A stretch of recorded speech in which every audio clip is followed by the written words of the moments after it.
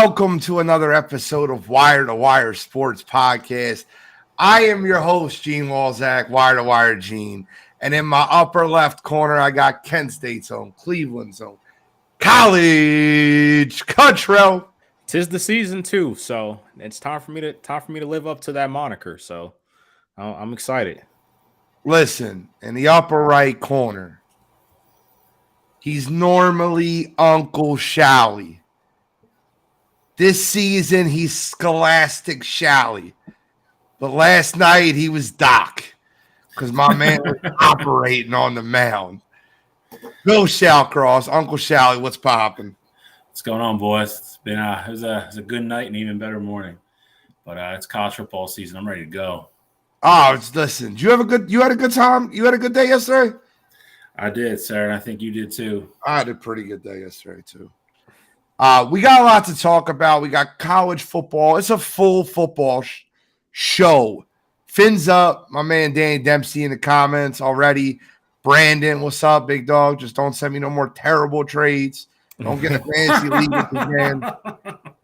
But we got a lot to get into tonight. But before we get into it, I want to take a second to shout out College Cottrell, Uncle Shally, and Black Elmore. That's my nickname I'm giving him. For a very, very successful show one of Wire2Wire presents Coast to Coast, a college football pregame show. By the way, number one viewed podcast across all platforms I watch Saturday morning. Take a second, Cottrell, and tell the listeners about how Coast to Coast went and what they can expect this Saturday.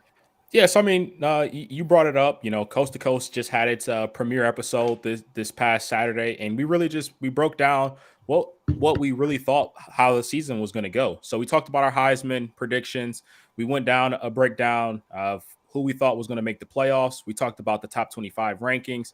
And then at the end, we went through a week 0 preview. So, of course, you know, you had Notre Dame and USC kick us off before the official start of college football season. And, you know, of course, we go over those games. But a lot of those topics that we talked about yesterday are going to be a staple for us. So we're going to give you picks a little bit more in depth than, you know, what we do on this show specifically. So, of course, you know, we still do. We're going to have our pick 'em here, things like that. But we'll talk about, you know, a couple other games, maybe some unranked matchups that guys might be starting to look forward to if you're really into college football. So definitely will be fun. We'll highlight the committee's top 25 pretty much every week, you know, and then once the season really gets going, we'll start to talk more about Heisman's pretty much, you know, every week, you know, who's up, who's down, things like that. So if you love college football and you want to wake up Saturday morning, get your insight, you know, want to learn how you can make some money on some games that nobody's talking about, you know, feel free to tune in to Coast to Coast. What I felt like when I watched that show, like when I listen to Wire2Wire, it's for the guy that likes college football. You know, it's like an appetizer to Sunday football. It's like when we listen to Wire2Wire, you're talking about the top 25 matchups, the biggest matchups in the country. That's for your casual college football fan. I mean, we go a little bit deeper than the casuals do here, but that's mainly what it's for. It's to take the casual and get them a little bit more excited about. When I watch Coast to Coast, it's for the diehard college football fan. So if you or anyone else in your life knows a diehard college football fan, tune in to Coast Saturday morning. They're talking about stuff I'm not up to that level yet. I'm not. I listen to it. I'm like, I listen to that to make my predictions here. Shally, how'd you feel like episode 1 went? I think it went great, man. I mean, you know, we were talking about on the chat. I think Alex was amazing for being on the first show and never doing a podcast before. You know, we were all joking about how nervous we were when we did the first episode of this show. And I think he sounded like a seasoned vet. You know, we got him to slow down a little bit, but I love that he's going to bring a completely different dynamic to the show than me and Cottrell. Like me and Cottrell are obviously diehard Big Ten guys, you know, Midwest, meat and potato type football, you know, more of an East Coast bias. And Alex is going to bring that completely different point of view, you know, being an Oregon fan and sticking up for the Pac-12 and bringing all that knowledge, you know, from the West Coast into the show. So I thought it went great. I mean, you know, I think for a premiere episode, I thought it flowed really well, and we're continuing to grow. I mean, I thought we had great chemistry, and, you know, I'm looking forward to, you know, all the fun we're going to have, and all the different games we're going to discuss. Once we really start getting into the season, which is going to start this week. So I thought it was great, man. I mean, I enjoyed it, and I'm looking forward to working. Obviously with Cottrell and Alex as well. Well, I appreciate that. And it's just another show in the Wire2Wire family, sideline to sideline, wire to wire, and now coast to coast. We have a fantasy show in the works talking about it. It could be here this Sunday. It could be here next Sunday. We'll see. We're talking about it, though. Fantasy football show. So let's get started for tonight. I can't wait. I'm ready to rock and roll. We got a lot to get into. We got college football week 1 previews, college Cottrell, run down the slate of games. We're going to go down the slate of games that we're going to talk about first. Then we're going to give you our playoff predictions, which if you listen to Coast on Saturday, you already have Bill and Cottrell's. They're just going to reread theirs off. I got to get mine on record before week 1. So we'll go through playoff predictions, and then we'll get into our college football pick'em this week. After that, we'll get into the NFL, and you'll hear the NFL genius spraying some genius stuff out. But Cottrell, what games do we want to start with? Start us off on the docket. So, I mean, we'll start off with the game that really starts us off. I think that the first game we need to talk about, you got Florida against Utah. Utah's ranked 14th right now in the country. And, normally they would have their starting quarterback back this year in Cam Rising, but all the reports are basically saying that he's pretty much doubtful for tomorrow night because he's still coming off of that ACL surgery recovery. So this will be a fun matchup. Utah is still favorite, even though everyone in the country knows that Cam Rising's not playing tomorrow. So this is one we got to talk about. Okay, so I'll give you my pick first because I don't want to feel like I'm following the college guys on this one. I think that, if I'm not mistaken, I think I read this right. The big storms were down in Florida this week, and the Florida football team traveled to Dallas, Texas. They flew there to practice for a couple days. They're going back to the swamp. The game's in the swamp. I'm going Florida. The game's on the swamp. Where's the game Utah. at? Games in Utah. They got out of Florida to make sure they could get out. So they got out early so they could still, like you said, get to Dallas, practice a couple days, and not have to, stress out about, the weather situation at all. So they just took it out of the whole camaraderie of hanging out with each other in Dallas for a couple days. I'm going Florida in this game. I won't make it as one of my picks, but without Cam Rising, I think Utah's in trouble. I don't think they're nearly as good of a team as they are last year. They lost Dalton Kincaid to the draft. That's Cam Rising's biggest weapon. So you're missing your 2 best offensive players going into this game. I'm going Florida. I think they'll be exciting, and I think they're going to pull up the upset. If anything, I'll take them plus the points, anywhere between 4.5 and 6, depending on where you look at it. I like Florida in this game, not enough to pick it as one of my picks for pick'em, but I'll take Florida to win this game outright at Utah. So, I mean, you touched on a lot of the key stuff. I mean, they did have a little bit of, upheaval with the storm coming in. They did get out early, though. I thought that was the right move. To Gene's point, it puts you kind of, us against the world type mentality. They're in Dallas, just kind of in the middle of nowhere where they want it to be, and they're just all together as a team, and they're getting ready for this game. With Cam Rising not playing, I think that's a big blow to Utah. Like Cottrell said, everything I've read, and I dug kind of deep into a lot of stuff today.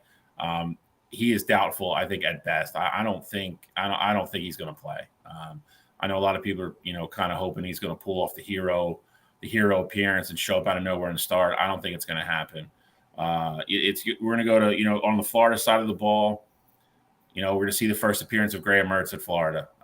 We've talked about him before at Wisconsin, and if we're being quite honest, how disappointing his career was there, being a heralded 5-star kid, and he went up there and just didn't play well at all.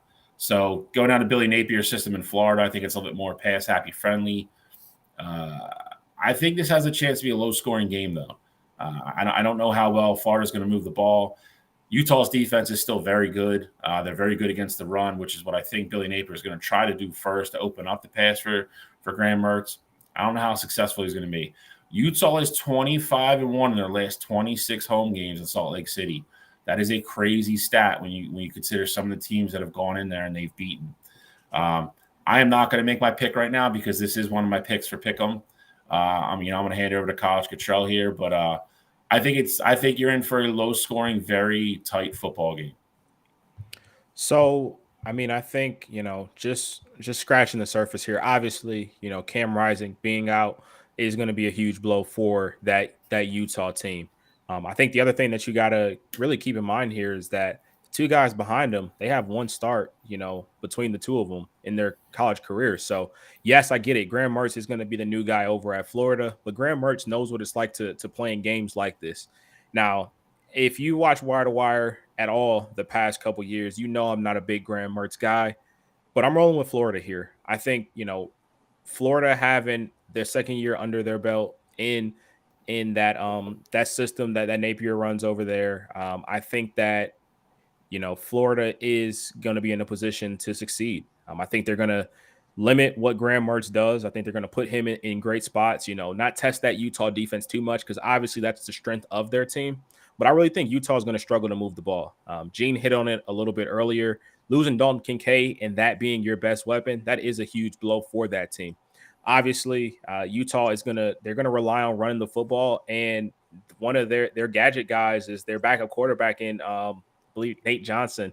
He's their Wildcat guy. So I like Florida to win this one. I think it's just going to be too tough without your senior leader out there with you. So and I'm surprised that spread has stayed 4.5, knowing that Cam Rising's not playing. Appreciate the stars, Gio. You guys want to support Wire2Wire Sports Podcast? If you want to send us stars, it's super helpful for us through Facebook. Appreciate that. Gio, my man, appreciate you. Let's move on to game 2. Cottrell, where are we going on the docket? Next one we got would be West Virginia traveling to Penn State. Listen, we can go in a different order. Let's just start with you, and then we'll go around to me. I'll go last on this one. I'll go first on the next one. We'll continue to snake. Okay, so this game for me, I understand that, this is going to be Drew Aller's first time really being in that starter position and handling the reins of that Penn State team. And I do understand, what Penn State lost. Obviously, Joey Porter Jr. is going to be a huge blow for them. They also lost their number one receiver from last year in Parker Washington. But I love this Penn State team this year.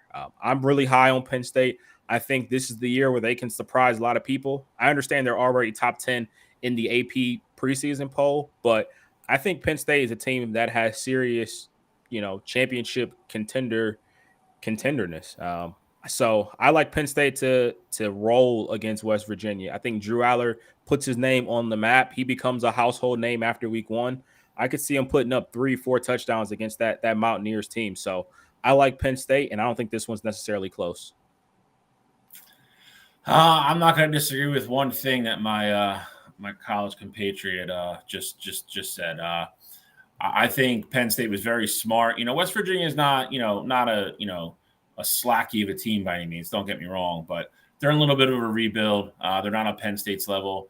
Penn State is a kind of the first group of outside looking in college football playoff contender this year. They have aspirations. They could win the Big Ten. They're a very good football team. I think Penn State was very smart to schedule this game at 7:30 at night. That Beaver Stadium is going to be electric. We've all seen the videos and the pictures before. I don't know if it's an official whiteout. I think it is. I'm not sure about that, but regardless, it's 7:30 kickoff. It's a primetime game. Very, very smart move on their part. Let Drew Aller have his first home start with all the support in the world with that crowd. I think Penn State rolls as well. I don't think it's relatively close. I'll give you this is going to be one of my picks as well, but I'll give you a score prediction later on when we do pick them. But I think Penn State rolls here. Guys, I don't think it. I think that, and I'm just trying to be nice when I say this. I don't think the offense. I think the defense will outscore West Virginia. I think that Penn State's defense is going to be absolutely next level this year. I love what Penn State did on the defensive side of the ball. Obviously, I love Drew Aller starting. Finally, get rid of Sean Clifford. Now get rid of the stinking coach. Get rid of James Franklin, and we'll be good over there in Penn State. But let's see what I think the defense of Penn State dominates this football game. And if I had to give you a prediction, I'll be very nice about it. I think Penn State's defense outscores West Virginia's offense. I think Penn State rolls in this one. Third game on the docket. All right, we got the Battle of the Carolinas. You got North Carolina. One of my picks. You got North Carolina versus South Carolina. North Carolina, throw their hands up. But I'm not. I can't give it anything away. I'm going to pass on this one. North Carolina ranked team. South Carolina Spencer Rattler. It should be a very, very good game. This is one of my picks, though. I don't want to give it away. I plan on beating both of these college football experts this season and pick them. So I don't want to give away picks and then they steal them because they know I have great picks. I'm kidding. But I truly believe I'm very strong on this one. Strong on this one. So I'll just zip it here. We'll talk about it during my pick 'em. Shall we? Yeah. So you already mentioned, some of the headliners here. This is going to be the Drake May versus the Spencer Rattler battle. South Carolina versus North Carolina. They're going to play in Charlotte, so this is not on campus at UNC. They're going to play, the Carolina Panther Stadium in Charlotte. Going to be a little bit of a weird vibe with what happened in Chapel Hill this week with the teacher shooting and all that stuff. I'm curious to see how that, how focused everybody is and all that good stuff. But listen, this is a great matchup for both teams right off the bat. South Carolina pulls it off. If you want to consider it an upset, they win this game. They're probably on the door knocking to get into the top 25 next week. North Carolina probably gets a little bump if they hold serve and win this game. Mac Brown, Drake May, we'll see. We'll see what North Carolina's offense looks like. I think if you're worried about this game, I wouldn't worry about the offense. I would worry about what North Carolina's defense is going to look like. Have they fixed the holes, the gashes, given up the big plays, the chunk yardage? Because if they haven't, Spencer Rattler and that trio of receivers that South Carolina has, they're going to move the ball. I think this is a high-scoring game. I'm going to go with the upset here. I think Spencer Rattler, the way South Carolina finished off the year last year, I think they come in motivated this year. I think they go into Charlotte, and I think they get a win. I think it's a high-scoring game. I think it's a close game. I just don't trust that North Carolina defense. Until they prove me wrong, they're going to have to show me something. So I'm going to go with Spencer Rattler and the Gamecocks. I think this game is very interesting. This is also going to be one of my picks as well, but just a kind of a little breakdown about how I saw this game is that last year South Carolina was one of the hottest teams in the country towards the end of the season. They bring back Spencer Rattler. The committee, well, not the committee, but the AP, they just didn't think that South Carolina was still going to be good enough to be a ranked team this year. And on the other side of the ball, North Carolina really stunk it up towards the end of the season. And the AP poll said, hey, you guys bring back Drake May, you bring back Mac Brown. We think you guys are going to rebound from, that showing that you had towards the end of last season. So I think it's interesting how, people in college football view these teams so differently when they had different endings to their year last year. And pretty much they're bringing back the same crew at least at the top. And I think it's also pretty telling that, people think that UNC is the favorite in this game. Now, with them being 2.5 point favorites, and it's not really a home game. Like Shally said, they're going to be in Charlotte, and South Carolina, that's going to probably be like an hour and a half drive for them, and then for UNC, it's going to be about the same. So this is going to be that's going to be a rocking stadium, and I think this is a great game to start off the college football season, to really get a feel for how serious either one of these teams are going to be. Before we get in that last game, just do me a favor. If you're listening right now, hit the like button 5-6 times for me. Let me see a like explosion. Give us a share. Try to blow this show up through the roof. So appreciate all you guys in the chat right now. So like, hit it hard. Let's go into the fourth game on the docket before we get into everything. Before we get into our college, I'm going to give my college football predictions. I'll tell you that. Yeah, and this is going to be the biggest game opening up the season, and that's LSU at Florida State. Again, this is a top 10 matchup to kick off the year, and you're going to see right away how serious either one of these teams really are this upcoming season. So I got to go first on this one because I skipped the last one. That's not fair. tell you something right now. I almost picked LSU to be in my college football playoff, to be in my college football top 6. Little preview. I didn't. The reason I didn't is I didn't want to automatically lose, because they could lose Saturday and I would be like, all right, well, one of my top 6 teams has already lost to Florida State. That's an issue. So I did a little scaredy cat thing. I left both of them off my list because I don't really have a great feel for this. My gut tells me LSU is the better team, but I watched Florida State outplay them last year.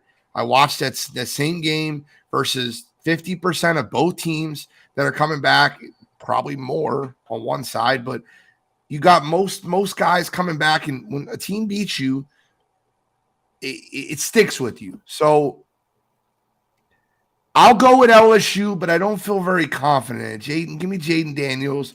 Give me that dope coach, Brian Kelly. I'll go with LSU to beat Florida State, but I don't feel confident in it. Yeah, I mean, this is a mega matchup for week 1. Gene mentioned one thing. One of these teams, top 10 teams, are going to leave, Sunday night with a loss already. I would say the only thing that helps either one of them, whoever loses the game, it's not going to be a conference loss. So I think whoever loses, I don't think their season's dead. I think they both have ways back, obviously. If LSU could somehow, win the SEC West, I don't know if getting to the SEC championship game would probably be enough, because I don't think it is. And then obviously Florida State could easily run the table and win the ACC. Mentioned Jaden Daniels with the LSU. He's going to run the LSU offense. Another kind of neutral site game. This isn't in Tallahassee. They're actually playing this in Orlando at Camping World Stadium. It's going to be a biased, probably Florida State crowd. That stadium's a little bit bigger than Florida State, so they moved it there. LSU travels well, though, so it'll be, I don't think it's going to be a true home game for Florida State. Jordan Travis and Florida State, it was last year a little bit of a fluke at the end, or is that really who they are? Is that defense improving? And can they, I would say the biggest thing for me is, can they match the physicality of LSU? Two little tidbits about LSU, though, if you're picking this game or watching, betting, whatever you're going to do. Their starting running back, or one of their starting running backs, John Emery, is not going to play. They really haven't released that reason yet. Apparently it's not academic, it's something else. So they said it's not team, it's not coming from the team. Brian Kelly was very complimentary of him today and him getting through his academic issues last year and where he was. So that's a little bit weird. And then their probably best player in Mason Smith is not going to play. Their stud defensive lineman. He is out for a 1-game suspension from the NCAA for, from what I gathered, a very stupid. I don't think he should have suspended. I'll just go on record with saying that. It's just another NCAA just being dumb. He's not going to play, though. SEC bias. That's what it is. They wanted to give LSU some extra help. Yeah. So, I mean, that being said, this is a tough game. I mean, Mike Norville still hasn't really won a game, a signature game for me. And I don't know how many times since we've even had this show, Brian Kelly has choked in a big moment. That being said, I am going to go with LSU. I think they're a little bit of a deeper team. I will go with Jaden Daniels running the offense. I think he takes another step forward this year. And I think they're just a little bit physical and they're a little bit quicker. Won't be surprised if I get this wrong. I left this out of my pick 'em on, for a reason, because I really don't have a true gauge yet of, where either one of these teams is going. But I'll go with LSU. I'll go with the SEC bias, and I think they pulled out. I think it's a very close game, though. So I'm going to go LSU as well. I'm not going to really beat around the bush there. I think them bringing back Jaden Daniels is going to be the X factor. Not huge Jaden Daniels fan, but that LSU offense I do think is going to be even better than where they were at last year. Them having a year under their belts in that Brian Kelly system, I think is going to be very helpful for them. And I think they're going to have an emerging talent in Malik Neighbors, their outside receiver. So I think he's going to be special this year, be 1,000-yard receiver. And I think he's going to be the X factor in this game. Obviously Emory not being there for one game this year, I think that will hurt LSU, but I think that's just going to put more on Jaden Daniels' plate. And Gene brought up the point that this is a team who last year They beat Alabama and they went to the SEC championship game. And I understand, they ultimately didn't beat Georgia, but had they beat Florida State in that first game of the year, we might have been looking at them in a different light. And maybe, somehow, some way they sneak into the college football playoff. Maybe that game against Georgia at the end of the season means a little bit more to them. And then they play that game harder. So I think LSU wants to right that wrong. And the best way to do that is getting a win in Florida. So I like Jaden Daniels and that LSU team to get it done. I do think this game is going to be close, but I just think, LSU is going to always have this game with, one possession ahead. Like they'll be up 2 scores. Florida State gets the ball. They cut it down to 1 score. LSU goes back down. They score to get it back up to 2 scores and things like that. So I like LSU in a closer game, but I don't never think they're necessarily in jeopardy. Okay. That's fair. I will get into pick 'em shortly. You guys gave away your top 6 on Saturday. Do you want to recap that for the listeners of Wire to Wire that might not have got a chance to listen to Sideline? I'm sorry, Coast to Coast. I apologize. I won't screw up again. Yeah, I mean, I can go over my top 6 real quick, who I think is going to make the playoff. And I won't go into too much detail with them because I'm sure we'll talk more about it as the season goes on, things like that. But just so everybody can know where we stand right now, I have USC ultimately finishing up as the number 6 seed. I like Texas A&M to be the 5 seed. I got Penn State sneaking in and getting into the college football playoff at number 4. I have Texas at number 3. Got Ohio State at number 2. And I got the Bulldogs running the table again and finishing up as that number 1 seed. I just want to remind all the listeners at home that he does not have Michigan on his list. He has the top 6 with no Michigan. And I think that might be a little hate in the blood. We went over it on Coast to Coast. I heard it. If you want a full breakdown, go listen to Coast to Coast. I'm going to talk my shit right now. I think there might be a little hate in the blood. Might be a little hate. I get it. Listen, I'm not going to lie to you. Every list that we've done, I've tried my best to not be a hater of the Dallas Cowboys. But, they're probably 1 or 2 notches down than where they should be because they're the Cowboys. So I understand that.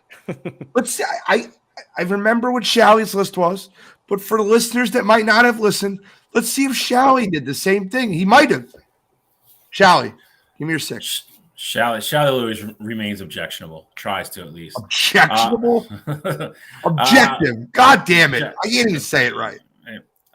Number 6, I do have Penn State coming in at number 6. I think they're going to have a signature win. I've made no bones about it. I think if I look at my schedule for Michigan this year, that trip to Happy Valley is what scares me.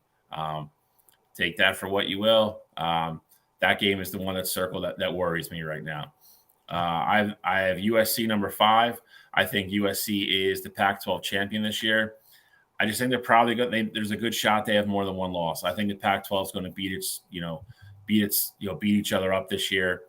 I think the conference championship is just not enough to get them in. Number 4, I have Ohio State. I'm not blinded by hate and pettiness and jealousy of Cottrell from the last 2 years like he is. So I will give Ohio State their due. I think Ohio State's only loss is the final weekend of the year at Ann Arbor. I think they'll have a big win over Notre Dame. I think they'll have a big win over Penn State. I think that I think as long as USC loses 2 games, I think that only loss at Michigan at the end isn't enough to knock Ohio State out. I think they're one of the best 4 teams in the country, and they'll deserve to be there. Number 3, I'm going to go with Texas Longhorns. I think they're the Big 12 champ. I think they have 1 loss probably this year. Maybe they run the table. I think the Alabama game doesn't kill them if they lose it. But we'll talk about that game a lot next week. But I think they win the Big 12. I think they win the Big 12 with 1 loss. So I think that's enough to get them in. Number 2, I'm going to go with Michigan. I think they win the Big 10 again this year. I think they beat Ohio State at home. I think their loss is when they travel to Happy Valley and play Penn State. I think that's going to be a really tough road game for them. That's the loss I have. I think they rebound, beat Ohio State, win the Big East, and they go as the number 2 seed to the college football playoff again. Number 1, Georgia Bulldogs, undefeated. I think they run the table. I don't think anybody in the East has anything for them this year. I think it's a really down year, across the board for the SEC. I think there's some good teams in the West. I just don't think there's a dominant team. I don't think this is a dominant Alabama team. Texas A&M and Jimbo Fisher have to show it to me before I jump on that boat. And, we just talked about LSU a little bit. I think both those teams have the talent to make me a believer, but until they do, I'm not buying what they're selling. So, I think whoever comes out of the West is going to get smacked in the championship game by Georgia again. I think they roll into the college football playoff 13-0, and I think they're the number 1 seed. All right, I give a little bit more in depth because I didn't get a chance to do this. And if you haven't seen Coast to Coast, tune in. They gave you an in-depth breakdown. Stephen Chambers put his list up there, and it's very, very close to mine. I just don't have Alabama. So here's my 6. Number 6, I got the Penn State Nittany Lions. So I waited for this opportunity to brag a little bit about Penn State. Penn State's going to have 3 guys drafted in the top 15 of the NFL draft. They have an offensive tackle that would have went top 10 this year, and Alua Fashanu. He's going to be one of the top offensive tackles in all of college football this year, if not number 1. They have an edge rusher in my main man pots and pans, Chop Robinson.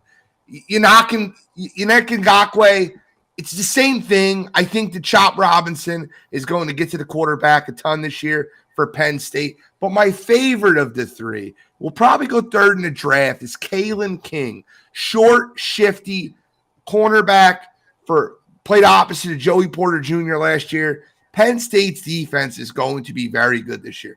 I have them number 6. Number 5, I got the USC Trojans. You guys know how big I am on Lincoln Riley, how big I am on Caleb Williams. I think they're going to be a great offensive football team. They showed you their defensive efficiencies even in week 0. Halftime they were San Jose State giving it to them. They're right there with them. They pulled away. They won the game by 28, but it was closer than they would like you to believe. I got USC number 5. Number 4, I have the Ohio State University. I think the Buckeyes lose to Michigan at Michigan. I think they beat Penn State at home, and I think they get into the college football playoff because they have so many. They're so marketable. Don't lie to yourself, right? If Penn State, Ohio State, and Michigan all finish 11-1 and Michigan wins the Big Ten, Ohio State will get the nod over Penn State because they'll beat Penn State in Ohio State. And because Marvin Harrison Jr. and all the Travion Henderson, all the guys at Ohio State are going to be people that you want to watch play football. I get it. We're not going to get any luck vote over them. Ohio State, number 4. Number 3, I have the Texas Longhorns. Give me some Quinn Ewers, baby. I love Quinn Ewers. I told you, I'm a big fan of him. I think Texas has got a weak schedule in the disintegrating Big 12. I think Texas runs through the conference, and I think they get the number 3 seed. My number 2 is the Michigan Wolverines. Their one loss this season will be at Penn State. I think Penn State's defense will hold them down. I think that Drew Allar will do enough to get that win in Happy Valley. However, I think Michigan still wins the Big Ten. I think they beat Ohio State in Michigan, and I think Michigan, that's enough, one loss Michigan team to be number 2 in the college football playoff. And number 1, the team that always seems to prove me right, the Georgia Bulldogs. Georgia, listen, you said it. We could pretend that the schedule is not loaded. It's not loaded. It's not a great schedule. However, it is the SEC. They still got to play Spencer Rattler. They still got to play Tennessee, and they still got to play the winner of the West, which will probably be LSU or A&M. I think Georgia still has 3 huge games on their schedule. I think they win all 3 of them, and I think they win the SEC. I think back-to-back national champions, that'll get you the 1 seed. However, I will go on record. Georgia fans, don't beat me up. Don't hate me. Georgia will not win the national championship this year. But I'll make you wait for the national champion. I don't want to give that away right now. I'll make you wait. I give you my college football playoff. Maybe next week I'll give you the national champion. Maybe I'll be bold and maybe it's Texas. Maybe it's Quinn Ewers, baby. We'll get into it. Let's get into college football pick. I will say the one thing that kind of worries me a little bit is that, outside, obviously, I have Penn State in my top 4. You guys have Michigan. Assuming that if Michigan ends the year with 1 loss, they would be that 4th team in my playoffs. So it's not crazy, for me to think that Michigan, making the playoff, but us all pretty much having the same. We have 2 Big Ten teams and then Georgia and Texas. Like, usually when we all agree, that means like chaos is going to ensue. And I'm for the chaos. Oh, I mean, I am too, as long as that means Ohio State's in. But I'm just saying, like, Texas, watch them go 7-5 this year, barely make a bowl game. Quinn Ewers stinks, and we got to talk about it at the end of the year. The one thing that I would say would be interesting that I slightly disagree with Gene on, I think if it all plays out this way and Michigan does win the Big Ten, I think at that point you would argue that Penn State would have the better loss than Ohio State would. And I would be really curious to see how they rank those 2 teams. That's the point, though. I think that the issue that you're going to run into is that the committee is going to give the nod to Ohio State because they're the more recognizable, bigger name. Don't lie to yourself and pretend that there's not money involved in this. No, there is, but let's not also lie to ourselves and act like Penn State's like Cincinnati or something. They're not. But they're not. If all things are equal, Ohio State will get the nod. My point is, if they both have 1 loss and Penn State has a win over the Big Ten champion who's sitting there as the number 2 seed, I don't think Ohio State has a win that's better. Well, Ohio State would beat that team. Heads up. Yeah, that's again a heads up, but it would get real interesting. That discussion would be a lot of fun if that's where we end up. I would love it. Michigan needs to win it all. Harbaugh guessing going to be suspended for more games next year. What Michigan actually did was genius, and I hate giving that program credit, but literally they tried to go to the NCAA and say, hey, we're going to give Harbaugh 4 games and that be that. The NCAA said, no, we're going to research a little bit more and see if we can do a fair suspension. Michigan countered and said, all right, well, basically forget what the NCAA said. We're going to give you 3 games. And so then once you go to your decision next year, you'll probably give them another 3 games next year instead of having them sit out the first 6 games next year. And they're going to let bygones be bygones there. Michigan is not going to schedule anybody hard for, those first 3 weeks where they can afford to miss Harbaugh. It was a genius move on Michigan's part, and I got to give them credit there. I think it's very interesting of all the cheating talk that Shally talks about and his coach gets suspended. Let's get into pick 'em, gentlemen. You're talking about phone calls and cheeseburgers. Cutting corners, man. Yeah. Gotta stop cutting corners, bro. They do up there in Michigan. Yep, cut corners. Well, who was last year's champion? That's actually not true. And I'll tell you why it's more of a genius thing. I think they ultimately end up settling on 4. He's going to have 3 in, and it's even more calculated than kind of Cottrell it on. Week 1 next year, they play New Mexico State. That would be his 4th game if that's what they end up settling on, which is pretty much what everybody thinks is going to happen. Their 2nd game next year is against Oklahoma, which would make him eligible for that at that point if they settle on 4 games. So it's even a little bit more calculated than Cottrell even let on, if I'm being honest. It's a smart move. All right, so you're crazy, Jonathan. Jonathan Suggs, I appreciate you, but we will talk about that actually right now. Who won last year? The picks for who was the overall winner? Let me take a look. Was it you or was it Shally? It wasn't me. I think I won Superdog, but I don't think I won actual picks. Yes, I think he won Superdog, and then I won picks. And you were like 1 behind both of us at the end. I mean, I'm all right with it. Shally, give us the order for all right. So it looks like I won both. Oh, give us the order then, College Control. What did the records end up being?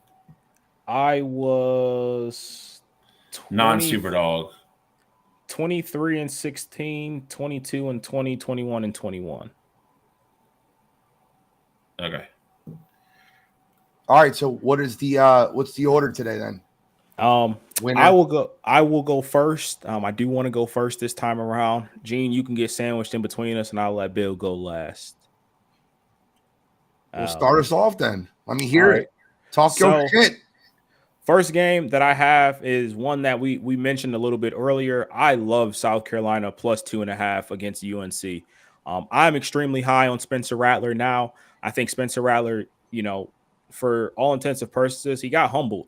He was in a situation in Oklahoma where he lost his job to Caleb Williams. And originally it seemed like he went to South Carolina and he was really, moping and crying about it. But then towards the end of the season, he got his shit together and he became one of the better quarterbacks in the country.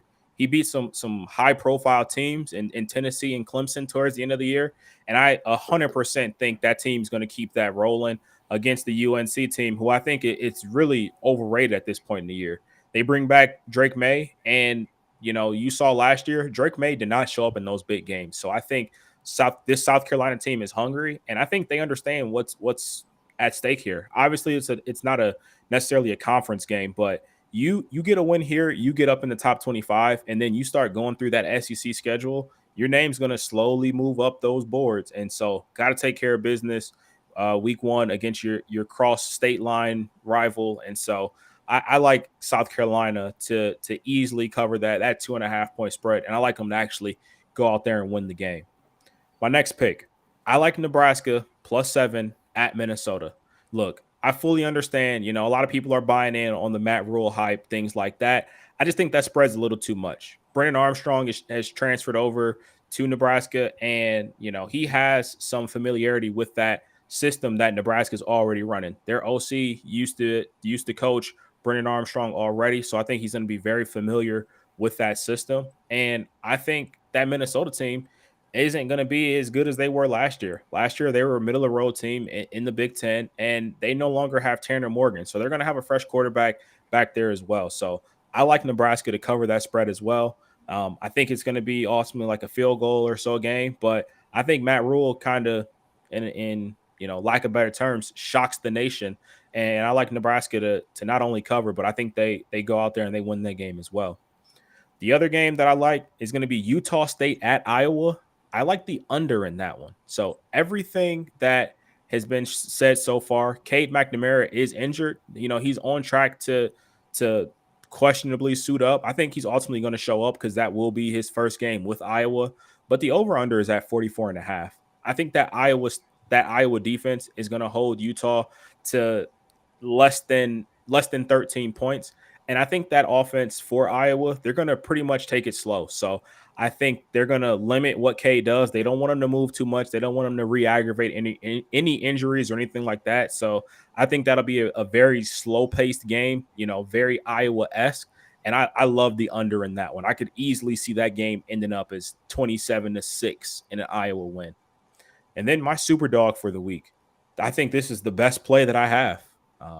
And everyone, but I know both of you are going to hate it, but I got Colorado plus 20.5 at TCU. Look, I'm all aboard the prime hype train. I think Shedeur Sanders is going to go out there.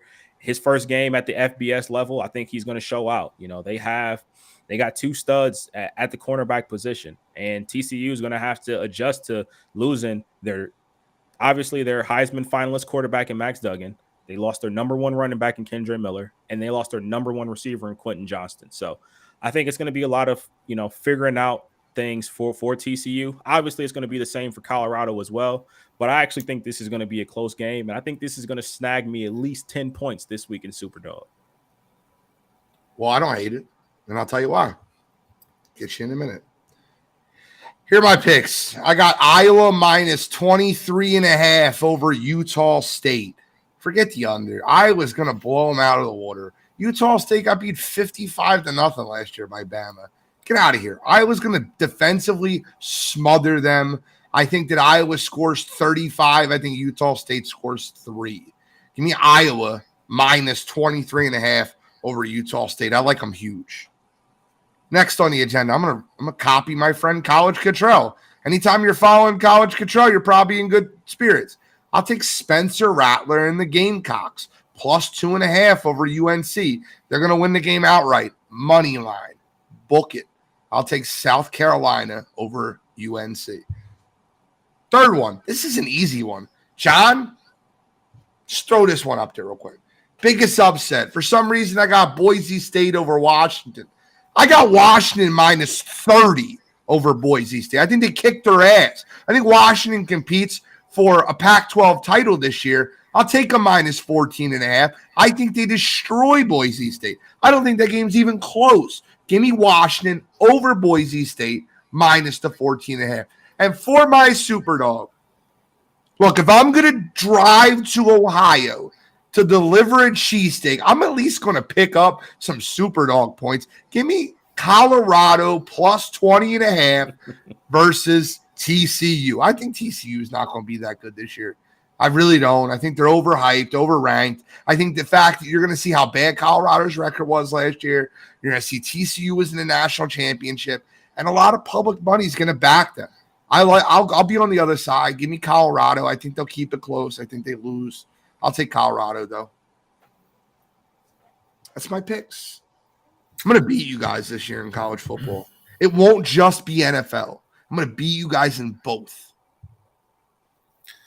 All right, I'm going to go over the first two really quick because we already talked about them. I got Penn State minus 20.5 at home against West Virginia. I think they blow them out.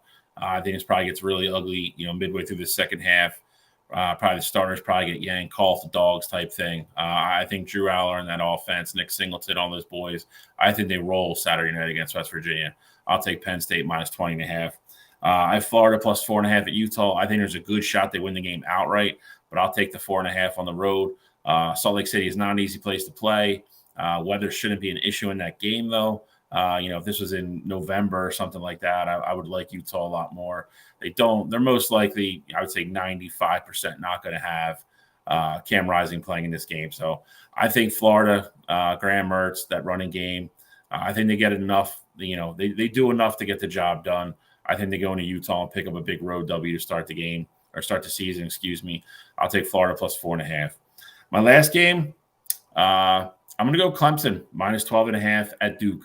I think this is kind of a statement game for Dabo and the boys. They're kind of flying under the radar this year.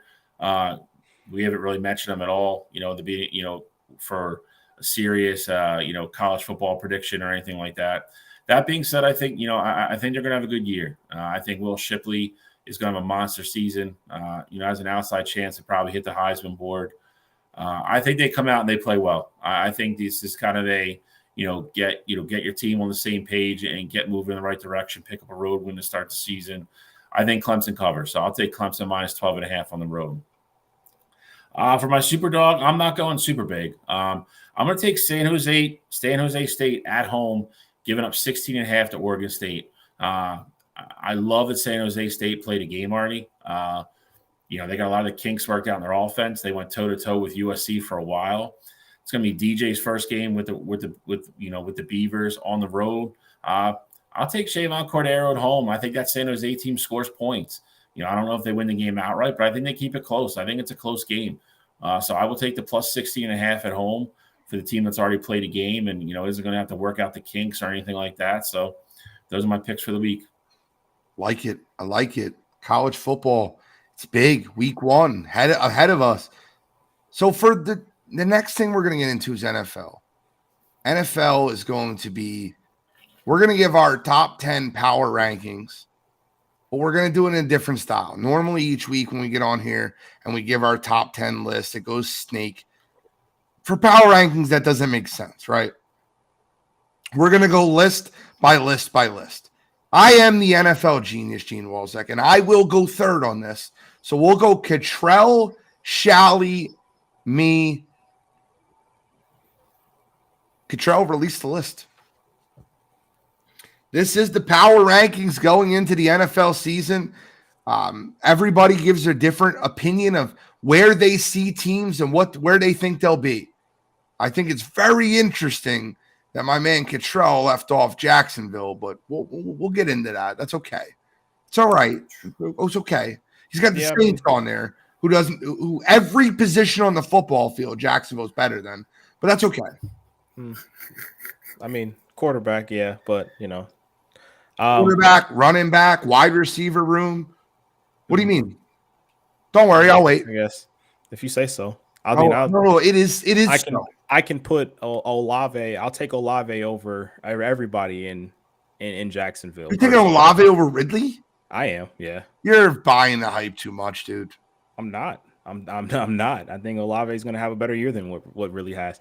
But starting off, number 10, you got the Saints. I think last year they showed you they were in a lot of close games last year, and they had Jameis Winston at quarterback. I think you bring in a guy like Derek Carr, you're in a division that's literally up for grabs. You don't have one serious team in that division. And I think if the Saints can be serious, obviously they're the one team in the division that has an adult at quarterback. I think there's a possibility that they can sweep that division. Now, obviously, everything won't go chalk. They're going to lose a game they're not supposed to, things like that. But I just think talent-wise, and them being in such a terrible division, and they have Baker Mayfield, Bryce Young, Desmond Ridder. Bryce Young being the rookie, we all think Desmond Ridder stinks, and I think Baker Mayfield has shown you who he is, and he's going to turn the ball over. So I think the Saints are in a good spot right now, and I think they get healthy this year. Marshawn Lattimore missed a lot of games last year. Cam Jordan missed some games last year, and you can hate him all you want to, but Michael Thomas is back. So them being a two receiver tandem with Thomas and Olave, that's gonna make that Saints team better this year, and I think the Saints are ultimately going to end up as like an 11-6 team and win that division. Number 9, I got the Dolphins. I think talent-wise, Dolphins are up there with pretty much anybody across the board. Obviously, they have a lot of question marks at quarterback. Regardless of how you feel about Tua, his health is going to be the big thing about this team this year. Is he going to stay healthy? Is he going to be on the field? And when it matters the most, why are the Dolphins ultimately going to keep that engine rolling on offense? And I think, them getting Devin Achane and obviously the two-headed monster in Hill and Waddle, best receiver duo in the league. And they added Jalen Ramsey to that defense. I think the Dolphins are going to be special, but those questions at quarterback really just, ultimately is why they end up at 9. Number 8, love the Browns here. Deshaun Watson, full season under his belt. You got him next to Nick Chubb, and the defense is going to be improved this year. You bring in Jim Schwartz, who runs a different style of defense than what you had previously with Alex Woods, and you're going to see more man coverage on this team, and that's going to help that you brought in a guy like Zadarius Smith. I think that Browns defense will be much improved this year, and I think you're going to see a much better version of Deshaun Watson this year. So, like the Browns to make the playoffs, and that's why they're coming in at number 8. Number 7 for me, third best team in the NFC, and that's the Dallas Cowboys. Again, Dallas Cowboys are our team year in, year out. You know exactly what you're getting. They're going to be a good team throughout the regular season. They're going to compete for that NFC East. They're going to get to the playoffs, and they're going to come up short. Dak has showed you what his ceiling is, but I like the moves that Dallas has made so far. Bringing in Stephon Gilmore, bringing in Brandon Cooks. I think that makes the team better. But I think Jerry Jones recently bringing in Trey Lance, I think that's going to be a bit of a distraction. And every time you see Dak Prescott have a bad game or throw an interception, you're going to hear that Dallas crowd slowly start to turn and scream for Trey Lance's name. So I think the Cowboys have a good roster, but at the end of the day, I don't think they're going to be in serious championship, contention. I think the top 2 teams in the East, in the NFC, are the top 2 teams. And I don't necessarily think it's close. So here, 6 and 5, I'll go back to back here. Got the Cincinnati Bengals and the Baltimore Ravens. AFC North is going to be an absolute bloodbath. I think the Bengals are, talent-wise, you got Joe Burrow, second best quarterback in the league. You got arguably the best receiver in the league. If he's not one, he's top 2 or top 3 in Jamar Chase. I think defensively they're going to still be as good as they were last year, and they added a little bit more to that offensive line, bringing in Orlando Brown. So Burrow should be upright a little bit more, but I think with what the Ravens have, I love pretty much every piece they have defensively. And you get a Lamar Jackson this year who is going to be healthier and doesn't have to worry about that contract situation and won't miss as many games. I think he's going to be he's going to be the leader of that team that ultimately gives that Ravens that AFC North championship. So hold on. Give me 1 second. Jonathan Suggs, I'm calling you to the carpet. I've seen your comments, and I love them, and I appreciate everything that you've brought to the chat. You have asked why the Browns are on my list, not Baltimore. You said y'all don't have Denver on here. You said you're sleeping on the Giants or even Washington. I would love to see your top 10 because I want to see who you leave off so we can talk about who you're sleeping on. Nothing against you. I just want to see it. What would your top 10 power rankings be going into this season? Listen, and Nick, I promise you, Nick Solvini, I promise you I will get into the 49ers and why I have them where I have them. We don't hate the 40. They don't hate the 49ers. I hate the 49ers. I promise you I will get into it. And Sorry, Control.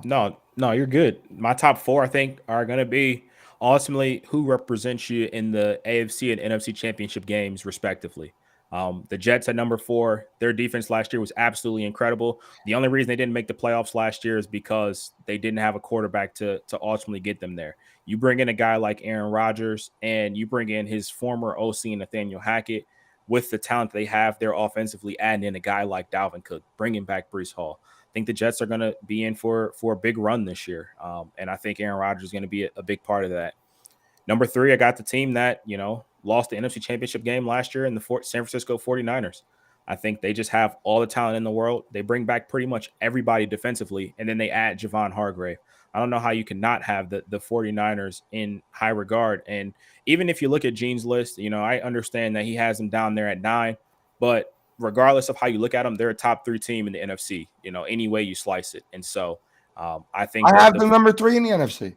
Exactly. That's what I'm saying. Regardless of how you view them in terms of the whole league, they're going to be there in the NFC, when it's all said and done, and be one of those teams contending for that NFC championship. So I love the Niners here. Obviously, you're going to have question marks about Brock Purdy, but I think that defense is just too good, and I don't care what they have. As long as he can hand the ball off to Christian McCaffrey and, he can throw screens to Deebo Samuel, then I 100% understand the Niners being a top 3 team in the league. Number 2 team for me is probably, position by position, talent wise, the best team in the NFL, and that's the Philadelphia Eagles. Loved what they did in the draft. Loved what they did in the free agency for the draft, getting Eli Ricks. Loved Keely Ringo late. You got Nolan Smith. You got Jalen Carter. Like, I love everything that the Eagles did this offseason. They lost 2 of their coordinators, which I think it will hurt them earlier on this year, but that Eagles team is too talented to not have success. So love them sliding in number 2. Number 1 for me, if you look at their roster, they're not even probably in the top 5, but they got the man that leads it all, and that's Patrick Mahomes. And when you have a talent like that, you have to be high in the rankings. And I think he's the guy that puts you above everybody else, because when he's on your team, you have a legit chance to go out there and win a Super Bowl. He lost his number 1 weapon last year in Tyreek Hill, and then he went out there and captured a Super Bowl. So I love the Chiefs being that number 1 team, and they're going to have the target on their backs. By the way, Jonathan, I think we have like almost the same top 10 teams. So we're not I guess you're sleeping on those same teams you posted. Ravens 9, I get it. I'll get into the Ravens in a minute. I got you guys. Oh, Derek Dempsey. They got film on Purdy. Sam will be the starter in 6 games in. Derek Dempsey coming through with the fire. I wish we had the fire emoji. Just put it up on the screen. Cottrell, you think that you have the power rankings, you have the Chiefs number 1 because they won the Super Bowl, or do you think they're still the better team? I mean, and as long as Patrick Mahomes is going to be QB1 over there, I just think that I'm never going to go into a game saying that he's going to lose it. So even last year in the Super Bowl, I thought, obviously Pat was banged up, thought the Eagles were the better team. Other side, I had Patrick Mahomes, and that's the guy I'm rolling with. So that's really why they're number 1 to me. Talent-wise, I think it's the Eagles, and it's not close, but Patrick Mahomes trumps all. Listen, it's not a bad list. It's a wrong list, but it's not a bad list. Doesn't have the 49ers at 9, but I promise you I'll get into that. I promise you. Hey, listen, I look at your list and I can understand it. I get it. Shall we break us down? All right, so I'm going to start number 10 with Baltimore. I think they're one of the wild cards out of the AFC, AFC North. I do agree with Cottrell. I think that division is going to be an absolute bloodbath. It's going to be a black and blue, knock them down, just beating the hell out of each other division all year long. Lamar Jackson, they went out and got him weapons. Drafted Zay Flowers. You got OBJ, J.K. Dobbins, who I've been a fan of since Baltimore drafted him. Hopefully he can stay healthy and stay on the field for 17 weeks this year. Lamar got his money. It's time for him to show up and play and earn it now. There's no more distractions. There's no more excuses. He's got weapons everywhere. You got Roquan Smith signed long-term on the defense. Big Kyle Hamilton guy. He's going to be another year learned into that defense. I love everything about Baltimore. I think they, if it wasn't for, one of the other teams on this list, I think they would win that division. But I think they make the playoffs, and I think they're very tough out in the playoffs. Granted, this is week one. This is all going to change for all of us, I think, throughout the season. But coming into the season, I have them number 10. I think they're a top 10 team. Number 9, I got Miami Dolphins. Cottrell touched on the most important part of this whole thing. Tua's got to stay on the field. He's got to stay upright. And he's got to stay out of concussion protocol. If he does that and has a decent year with the weapons they have on offense, and Jalen Waddle and Tyreek Hill, they're going to be explosive. Bradley Chubb and Jalen Ramsey signed, Xavier Howard, all those guys. They've one of the best rosters in football. Can they put it all together? That's going to be the big thing for them. They are playing also in a very tough division. So it's going to be a grueling year for them as well. But I think the Dolphins ultimately make the playoffs as well. So I have them number 9. Number 8, the top, team of, well, maybe not the team, but the quarterback of much debate last week, which was fun. But I'm happy to see that, Gene put him on the list. So Cottrell did not. So I think, that's a little crazy. That's probably the second biggest omission on his list. But it's put up or shut up time for Justin Herbert as well. They're starting off fresh. They have everybody healthy on both sides of the ball. Again, another top, if you go strictly on paper, another top 5 or 6 roster probably in the NFL. Good offensive line, great quarterback, weapons everywhere around. Added Quentin Johnson, who's another big target. Got a great running back. Defensively, J.C. Jackson, all those guys should be healthy this year. No more excuses for the Chargers. They're playing a division that's, I don't want to say it's going to be tough. Denver's going to be better this year. Obviously, the Chiefs are the Chiefs. The Raiders are going to be terrible. That should be 2 wins for them easily this year. Got to make the playoffs and win a game and make some type of run. They're too good not to. So I got the Chargers number 8. Number 7, I got the Cowboys. I think they finished second in the East. I think they're a very good football team. They're deep. Their defense, I think, is a strength of their team. Offensively, they're going to go as Dak goes. And I've said it before, and I'll say it again. Dak Prescott is what holds that football team back. All the Cowboys haters can come for me. They can say what they want. The proof's in the pudding, people. Every big moment he's in, he comes up short. The guy was a 4th-round draft pick for a reason. He is what he is. He is a mid-tier to bottom-tier quarterback playing on an extremely talented football team with talent around him that hides all his deficiencies. They'll win a bunch of games. They'll get in the playoffs, and they'll probably lose in the first round again because that's what they are. I have the Cowboys number 7.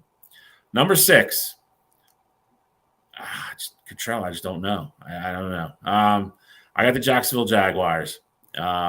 Trevor Lawrence, another year under Dougie Fresh. Getting Calvin Ridley back. Travis Etienne fully healthy coming in. Another year under his belt. Defense continuing to get better. This team is going to win that division going away. They're probably going to rest people down the stretch. They got experience last year in the playoffs. I think Trevor Lawrence takes another step this year. He went into Kansas City last year and gave Patrick Mahomes everything he wanted. Honestly, 2 bad tips from catchable balls to his wide receivers that ended up interceptions. If they don't happen, Jaguars might have won that football game. Might have went to KC and won. I think they're going to win, the AFC South going away. I think they're a playoff team, and I think they're a low-key contender to really do some damage in the AFC playoffs. I got Jacksonville Jaguars, Trevor Lawrence, number 6. Number 5, I have the New York Jets, who I think is going to win. Who are going to win the AFC East. I think they have a top 5 defense. Cornell Williams, Sauce Gardner, all those guys. And now they got a quarterback that could throw the ball. That's not going to turn it over. That's going to routinely be able to move the ball up and down the field, keep that defense fresh. They're going to win a lot of football games this year. If you're watching Hard Knocks, pay attention. Garrett Wilson's going to be special. Again, I'm not the biggest Aaron Rodgers guy in the world. I don't deny what he does on the football field, though. The man's great. He's one of the best to ever do it. If that guy says you're special, I mean, that's the one word he, uses to describe you. I think the Jets are primed for a huge year this year. I think they win the AFC East. I think they might make the AFC Championship game. I think they're an out. I think they're the 3rd team in the AFC for me. 4th, I have the 49ers. Cottrell mentioned the biggest point for me. I think on paper they have a top 3 roster in football. They have depth everywhere. They have skill everywhere. They added Javon Hargraves, Brock Purdy, a year under his belt. Yes, they do have tape on him.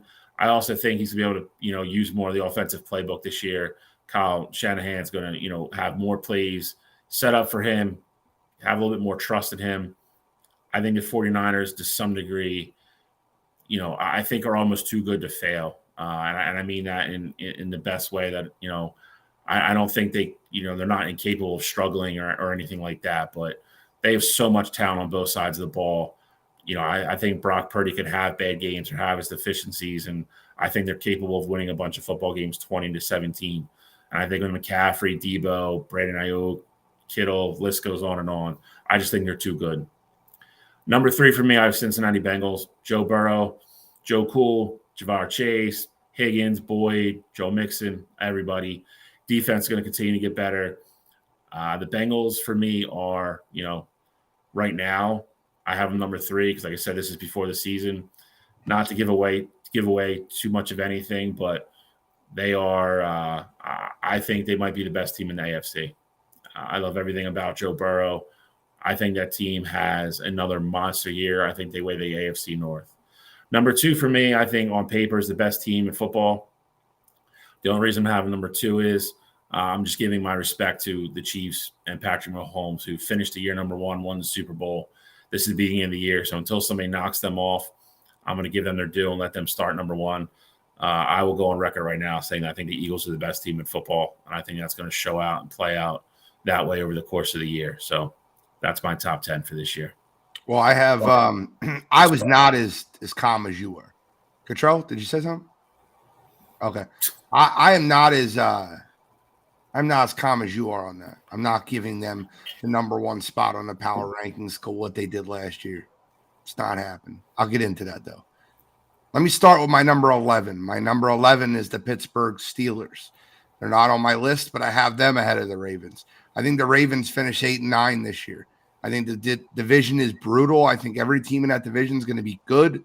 I think we're just going to say Todd Monken's going to spread out the offense when Lamar Jackson's had such issues throwing the ball outside the numbers. I think it's a bad formula. I don't like the formula that they're bringing in there. You also brought in a diva in Odell Beckham Jr. who thinks he's better than the team. I'm not sold on Baltimore. They also have no pass rush at all. Talk about Roquan and Kyle Hamilton. They don't have a pass rush.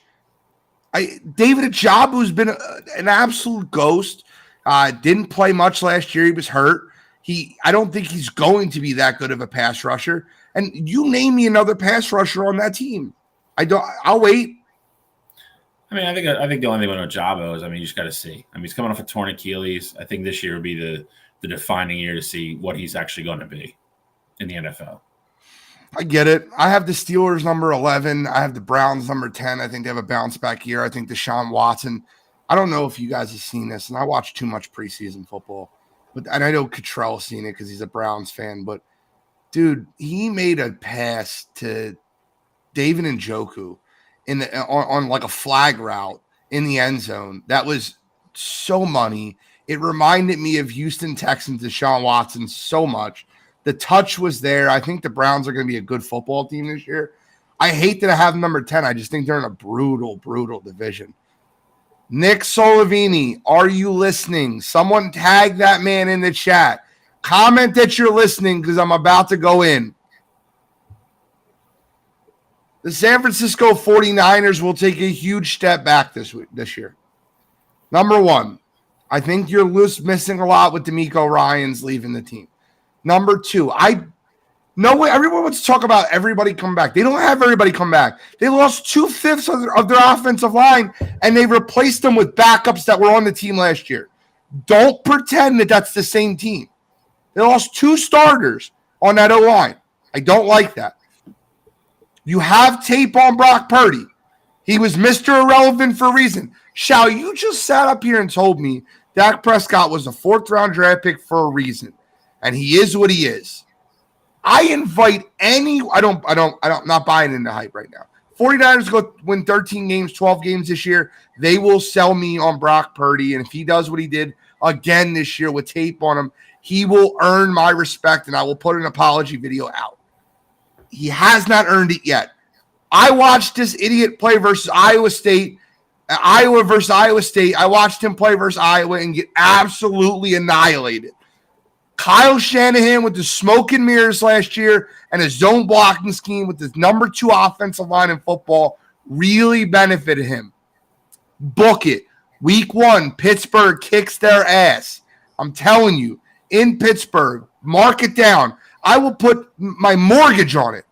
Pittsburgh Steelers money line over Brock Purdy and the 49ers week 1.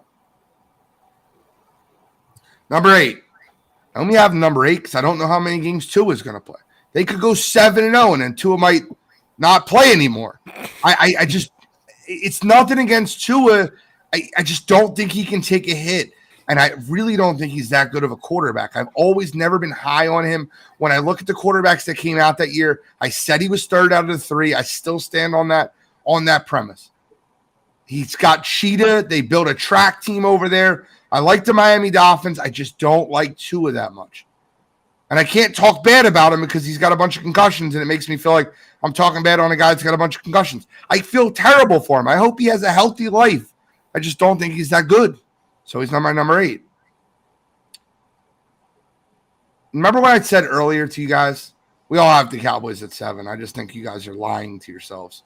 Remember what I said earlier to you guys that I kind of underrate the Cowboys constantly because I'm a hater because I'm an Eagles fan.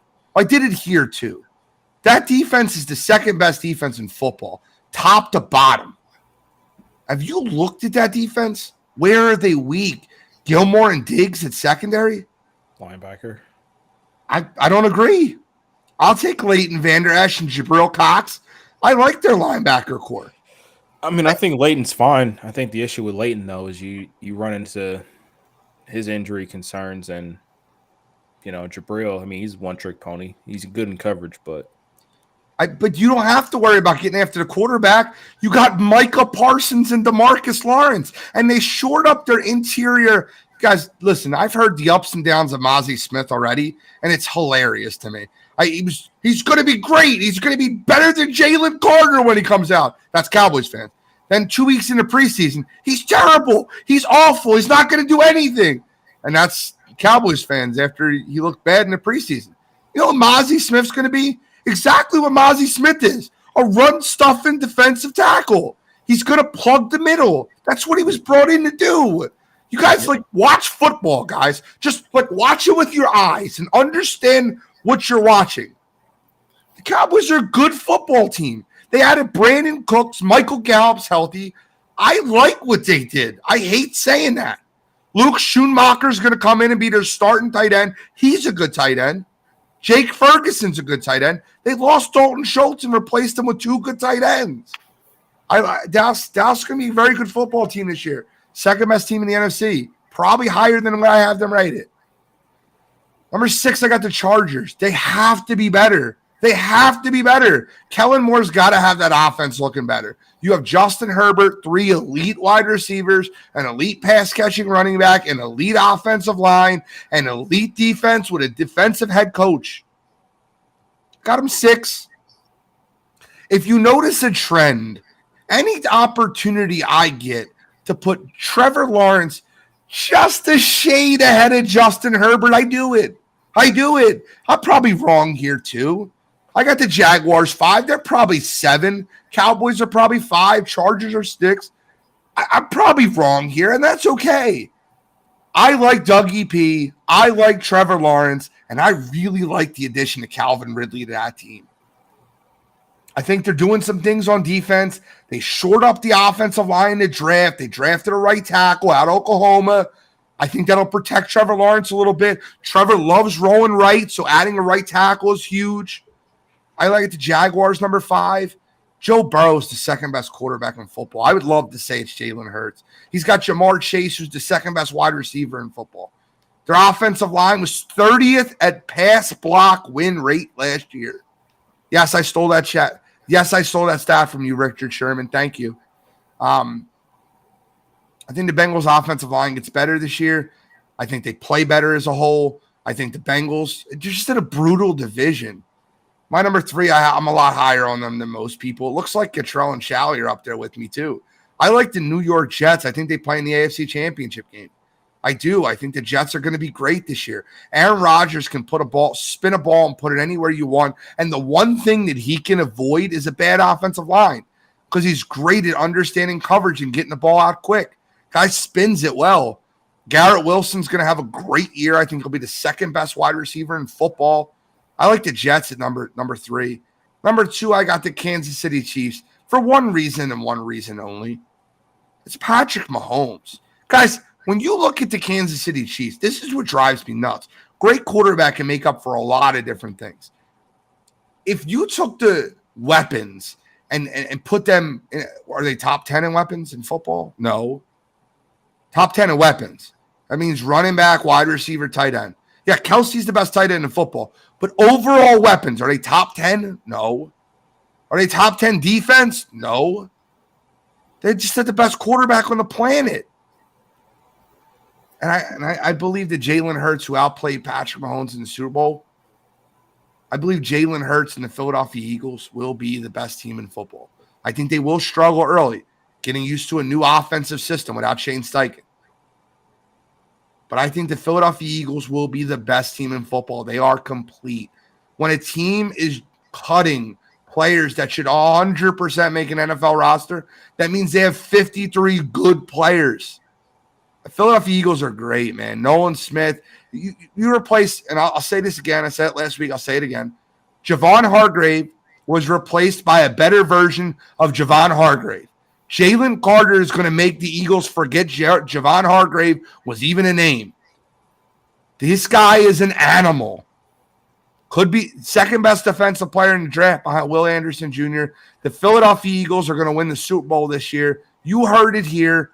I got the Birds, the best team in football, top to bottom. Best offensive line, second best receiving core, third best quarterback, and the best defense in football, top to bottom. Give me the Eagles. I'll take the Eagles number 1. I'm not waiting until week 2. I'm not waiting until week 4 until somebody unseeds the champion. We lost, right? We lost. In Glendale, Arizona, we lost. 2023 is a different season. We all start the season at 0-0. I'm just hung up on the fact that you said Jalen Hurts outplayed Mahomes in the Super Bowl. He did. In your mind, I guess. In anybody's mind, he did. I don't know how you can confidently say that. I can confidently say that by saying he threw for 160 more yards. He ran for 70 more yards. He ran for 3 touchdowns, and he was efficient, and he played against – look, you can look at the one mistake that man made in that game where he dropped the ball and a fumble return for a touchdown, and that's a huge play. But every other play in that game, Jalen Hurts was the better quarterback. I disagree. I mean, Mahomes missed 6 passes all game.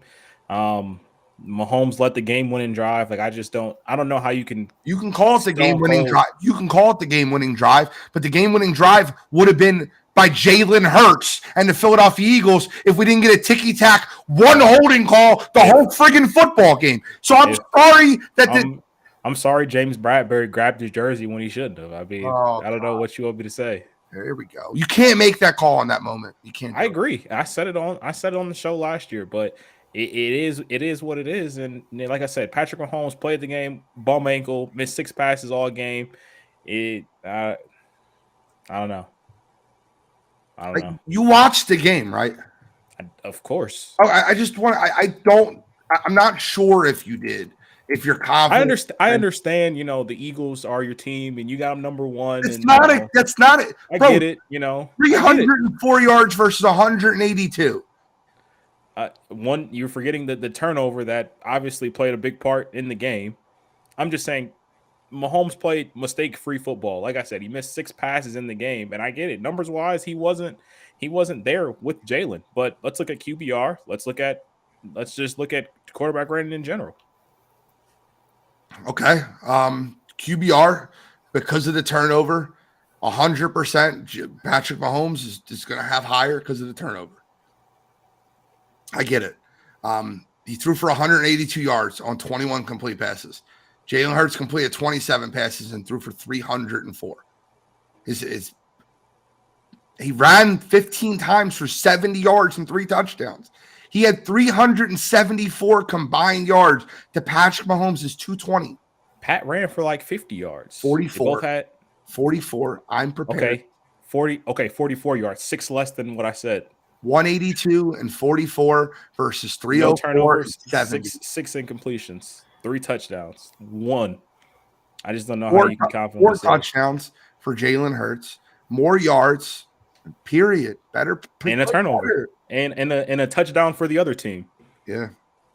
So 4 and touchdowns then.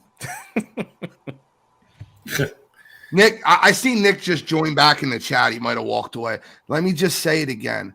Brock Purdy will get exposed this year by losing 2/5 of his offensive line.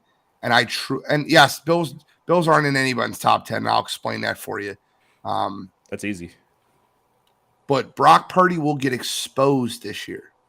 Exposed. And if I'm wrong, I will apologize. He is not that good of a quarterback. Go watch him play in college football. He's not that good. Stop it. And I think the Bills, Gene, I'm sure you're gonna echo some of the same stuff. And Bill, you will too, because you don't have the Bills here either. But Bills for me, I think the big thing is we talked about it last week when we talked about Josh Allen. Stephon Diggs being unhappy. Who knows where he's going to be for the entire season? And you look at that defense. They're already starting off the year with Von Miller on the PUP list. Obviously, he's recovering from that ACL tear last year, and you saw how different that team was without Von Miller.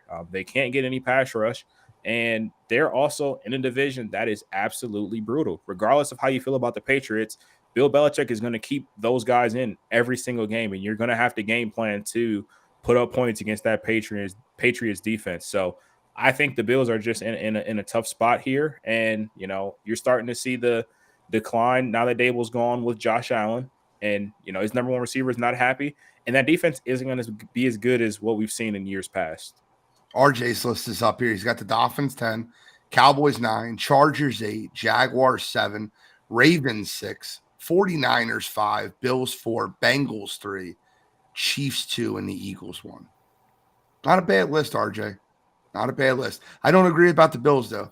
He doesn't have the Jets on his list. He's very, very low on the Jets and very high on the Bills. I think it's interesting. I think the Buffalo Bills have serious internal issues with Stephon Diggs. But we'll get into that. We're about to give our playoff teams. Are you ready for that? Here we go. My list will shock you. I didn't go bold this year with my Super Bowl prediction. No bold, Gene? Oh, no, man. I can't go bold. Because let me ask you a question real quick, shall we? Do you think it would be more fun to have the Eagles beat the Jets, or do you think it would be more fun for the Eagles to get their revenge that they needed and beat the Chiefs? If you knew they were going to win one of the games, which one would you want them to win? That's a good question. No, it's not a good question. It's an easy question. I want my revenge, just like I wanted my revenge last night. For Shally, though, he hates Aaron Rodgers. So if he could beat him on the big stage, that'd be That make him real happy. The only reason I wouldn't mind either one, and I'll say this in regards to Jalen, I think it gives him, for even the group of people out there that still think it's a system thing and whatever else, I think it gives him great validation if he beats either one of them in the Super Bowl. So I don't think there's a wrong answer.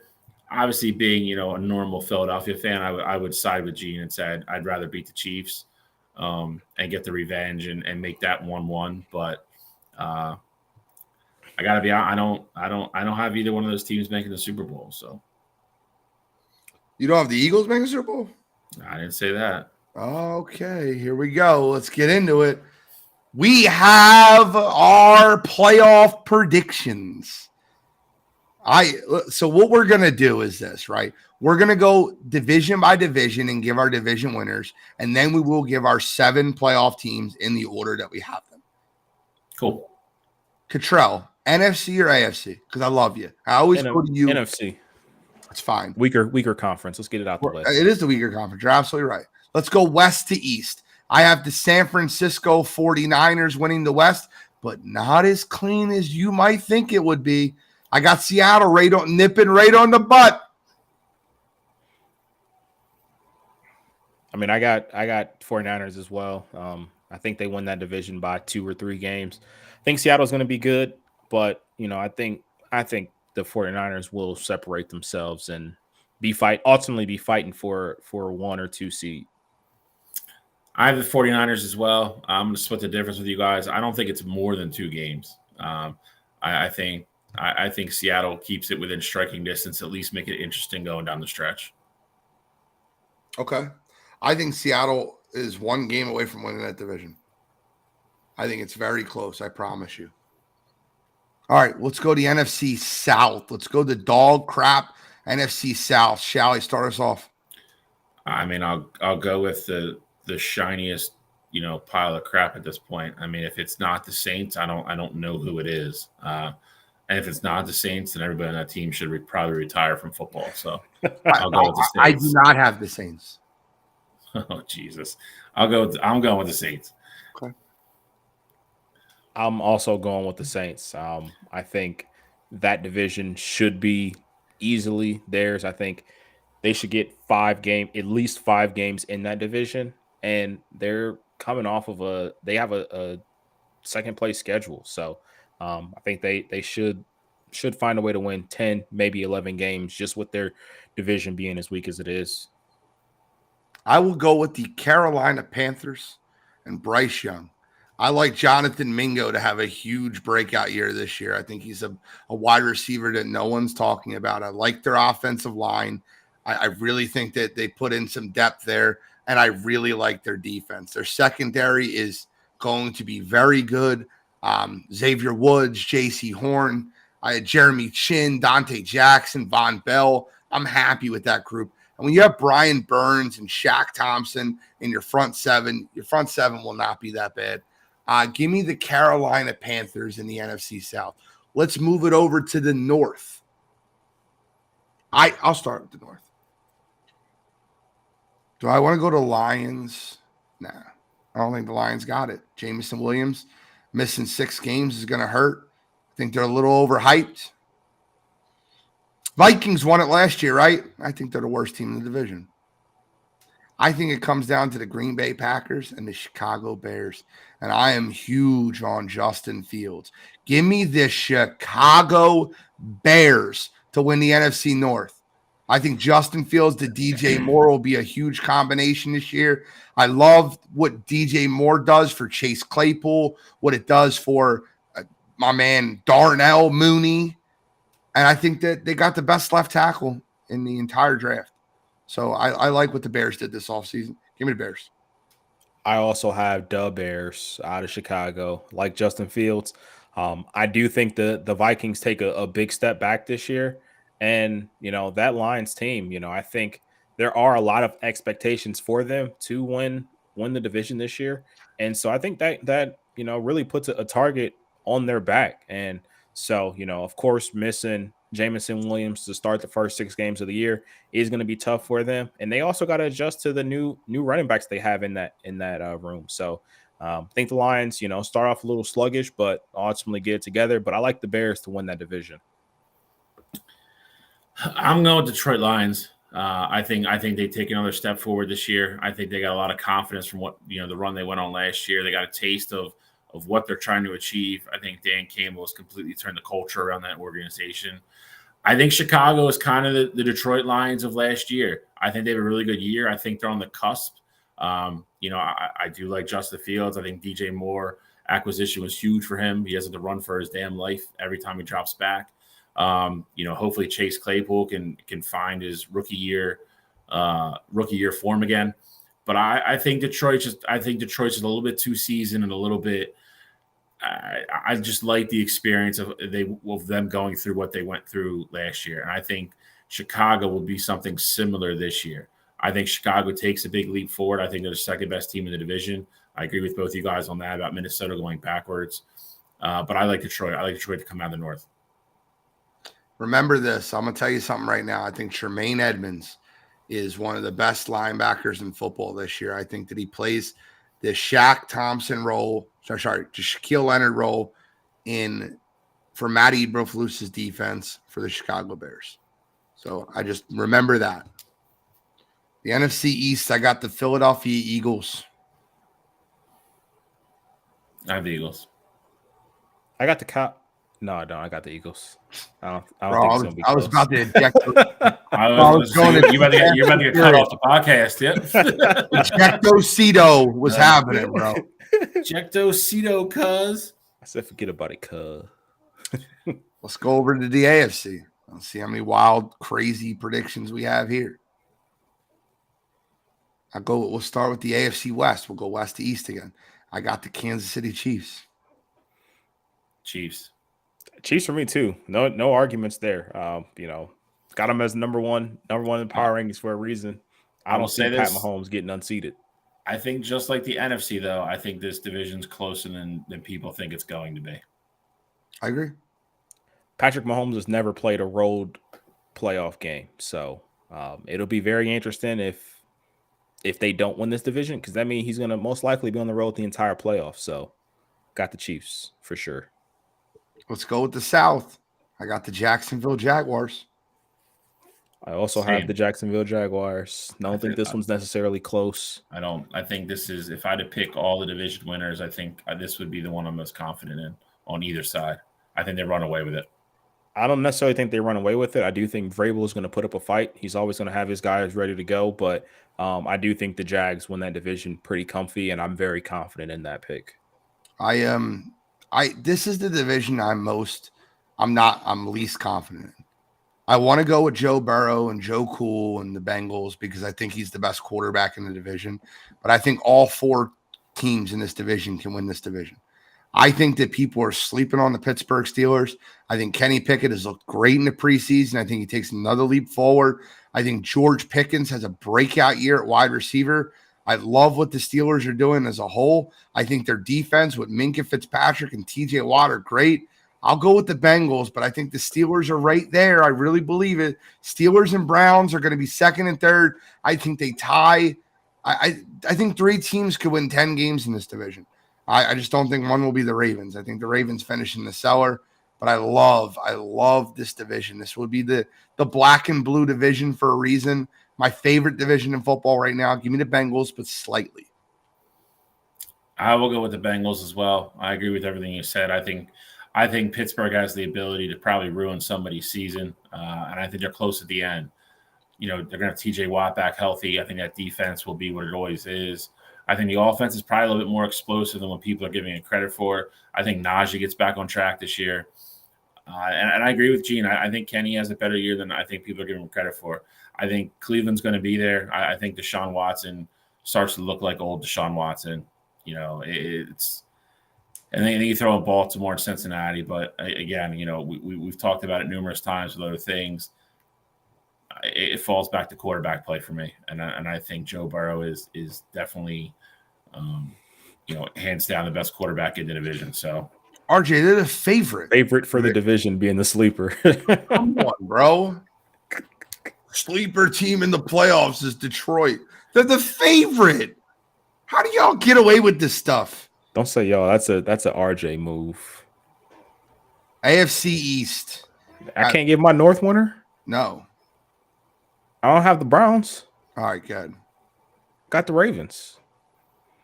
I think the Ravens won the division. I do think it's going to be a bloodbath.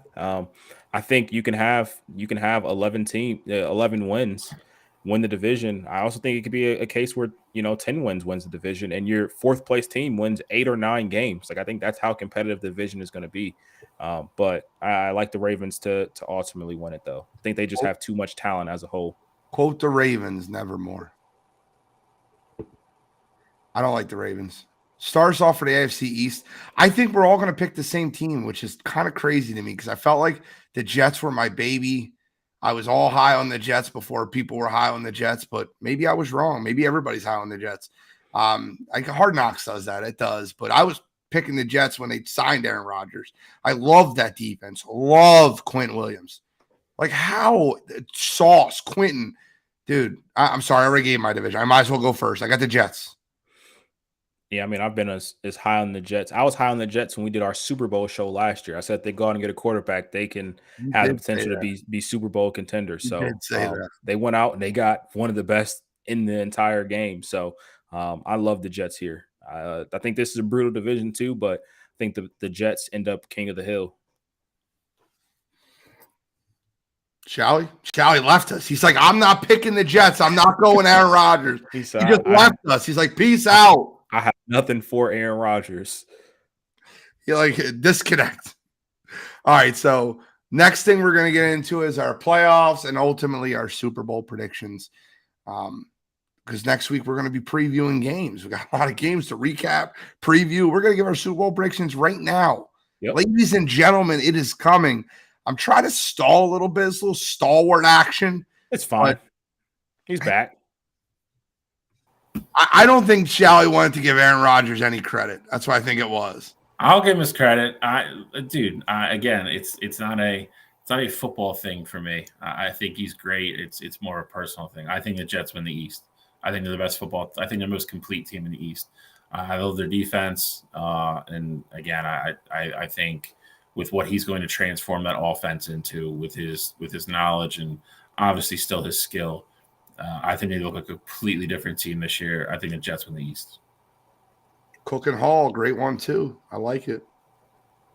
I think Dalvin Cook is going to prove his weight in gold in pass protection. I think people underrate what he's going to do, being able to pick up blitzers and being that veteran presence that's going to help Breece Hall to the next level. I think he's worth every dollar they paid him. But let's move on to our playoff predictions. Now, I do want to snake this. If that's okay with you guys, I want to go 7 through 1 and snake it on each side. We have to do the appetizer first because the AFC is an absolute bloodbath. The appetizer for the NFC, Cottrell, start us off with your 7 seed. The Detroit Lions. I think the Lions are that last team. They sneak into the playoffs. And I think, you get some playoff football in Detroit, and that's what those fans are clamoring for. They were so close last year, and I do think, them bolstering up. I thought they had a decent draft with the holes they had on that team. I thought they reached on both of their early picks in Campbell and Gibbs, but it fills the need for them. And I do think that Lions team will be better this year. So I like the Lions to make the playoffs. Okay. Give me your number 7. Shall Number 7 for me, I'm going to go just the opposite of what you guys were doing. It's the other team from the NFC North. I think the Chicago Bears make the playoffs. I think they sneak in at the number 7 seed.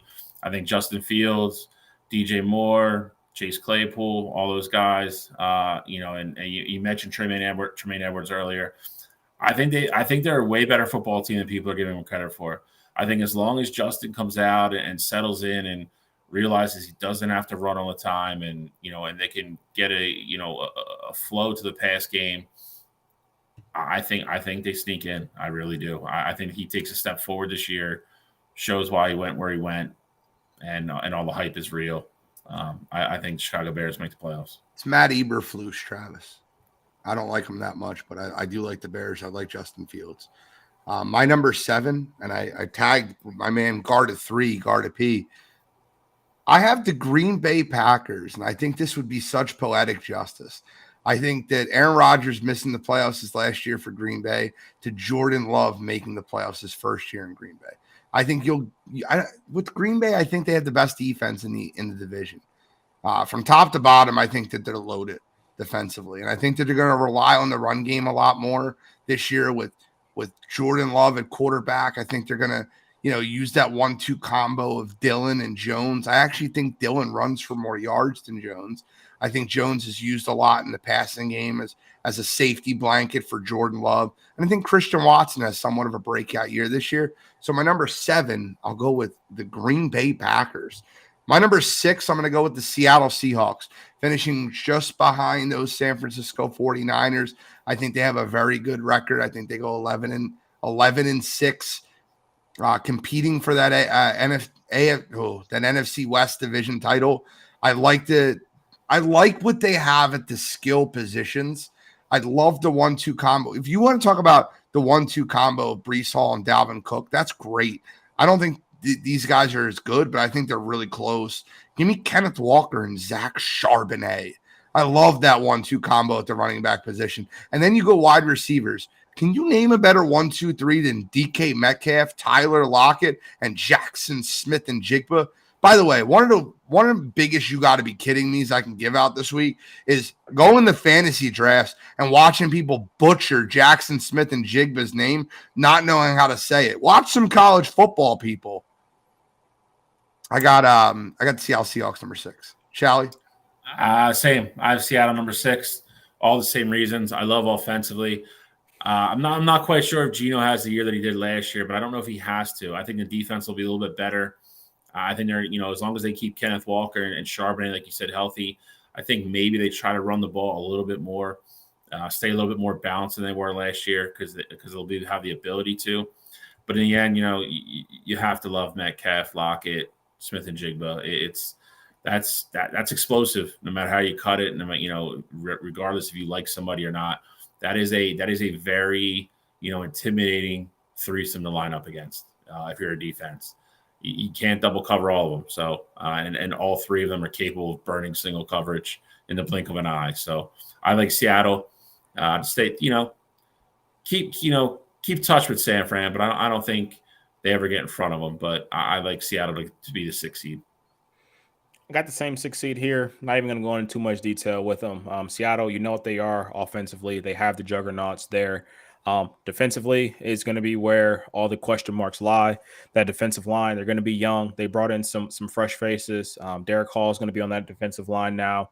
So I mean, it really just depends on what they do up front defensively. They added Devin Witherspoon, and Tariq Woolen was a stud last year. So that defense in the back half is going to be fine, but definitely have to see what Seattle looks like up front defensively.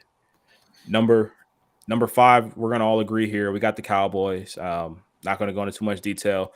They would be, record wise, they're probably a top three team when it's all said and done. But that's not the way that the NFL playoff seedings work. So gotta have them at 5. We all have them at 5. I'm sure we do. Let's all skip through number 4 because I don't want to give them any compliments. Screw them. My number 4, I have the Carolina Panthers winning the worst division in the NFC. I have Carolina winning the division at 9-8 over the New Orleans Saints, who finish 8-9. I think it'll be a 1-game difference between the two teams.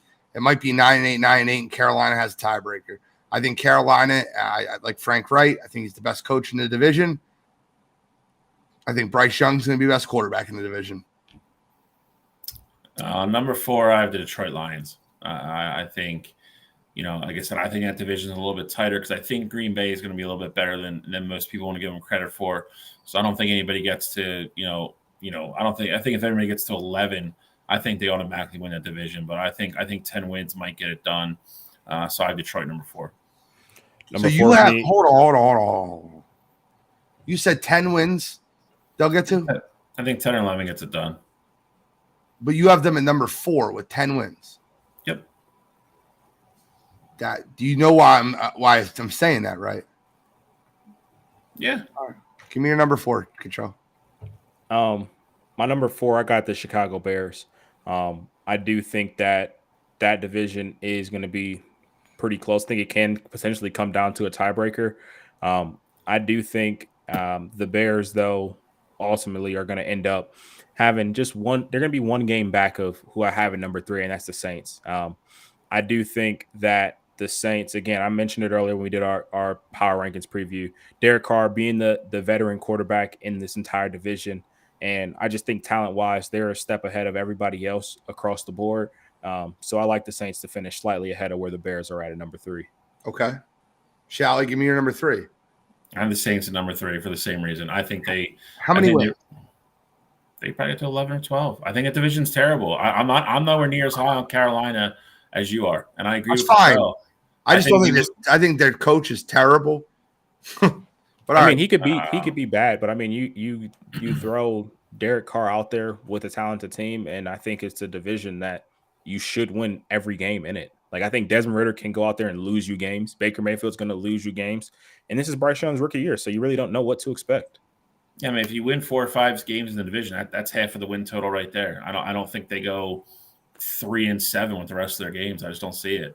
I mean, we all see what Garrett Wilson looks like. I mean, Chris Olave's right there. I mean, they're very similar. Yeah. You get Kamara back, and you have a huge upgraded quarterback. I think the Saints win that division handily. Okay. I have number 3. I have the Chicago Bears. And Chicago Bears win 10 games. So if Carolina wins 9, I think the Bears win 10. I have the Bears number 3, and I won't go too much in depth. I talked about Justin Fields taking the Jalen Hurts lead this year. I think he will. My number 2 is the San Francisco 49ers winning 11 games. I have the San Francisco 49ers winning 11 games, just like I have the Seattle Seahawks winning 11 games. I think they'll win the tiebreaker. That's where I have they think they go 11-6, and I think the 49ers is a 2 seed. I have the 49ers number 2 as well. I think they win the West. I think they're the second best team in the NFC. I just think that the talent they have on both sides of the ball is just going to prevail in the long run. I have the Niners at number 2 as well. I think the Niners end up going 12-5. They take care of business in that division, and just to kind of piggyback right off there, because we're at the top of the seedings here. I got the Eagles number 1, and I also have them at 12-5. I think the Eagles are going to win that head-to-head matchup against the 49ers, and they're going to ultimately get the tiebreaker and end up being the 1 seed. I make no bones about it. I think record-wise, the Eagles look a little bit worse than where they were at last year, but I think this is a better Eagles team, and I've said that from the jump. So I got the Eagles at number 1. I completely agree with everything you just said. Every single word.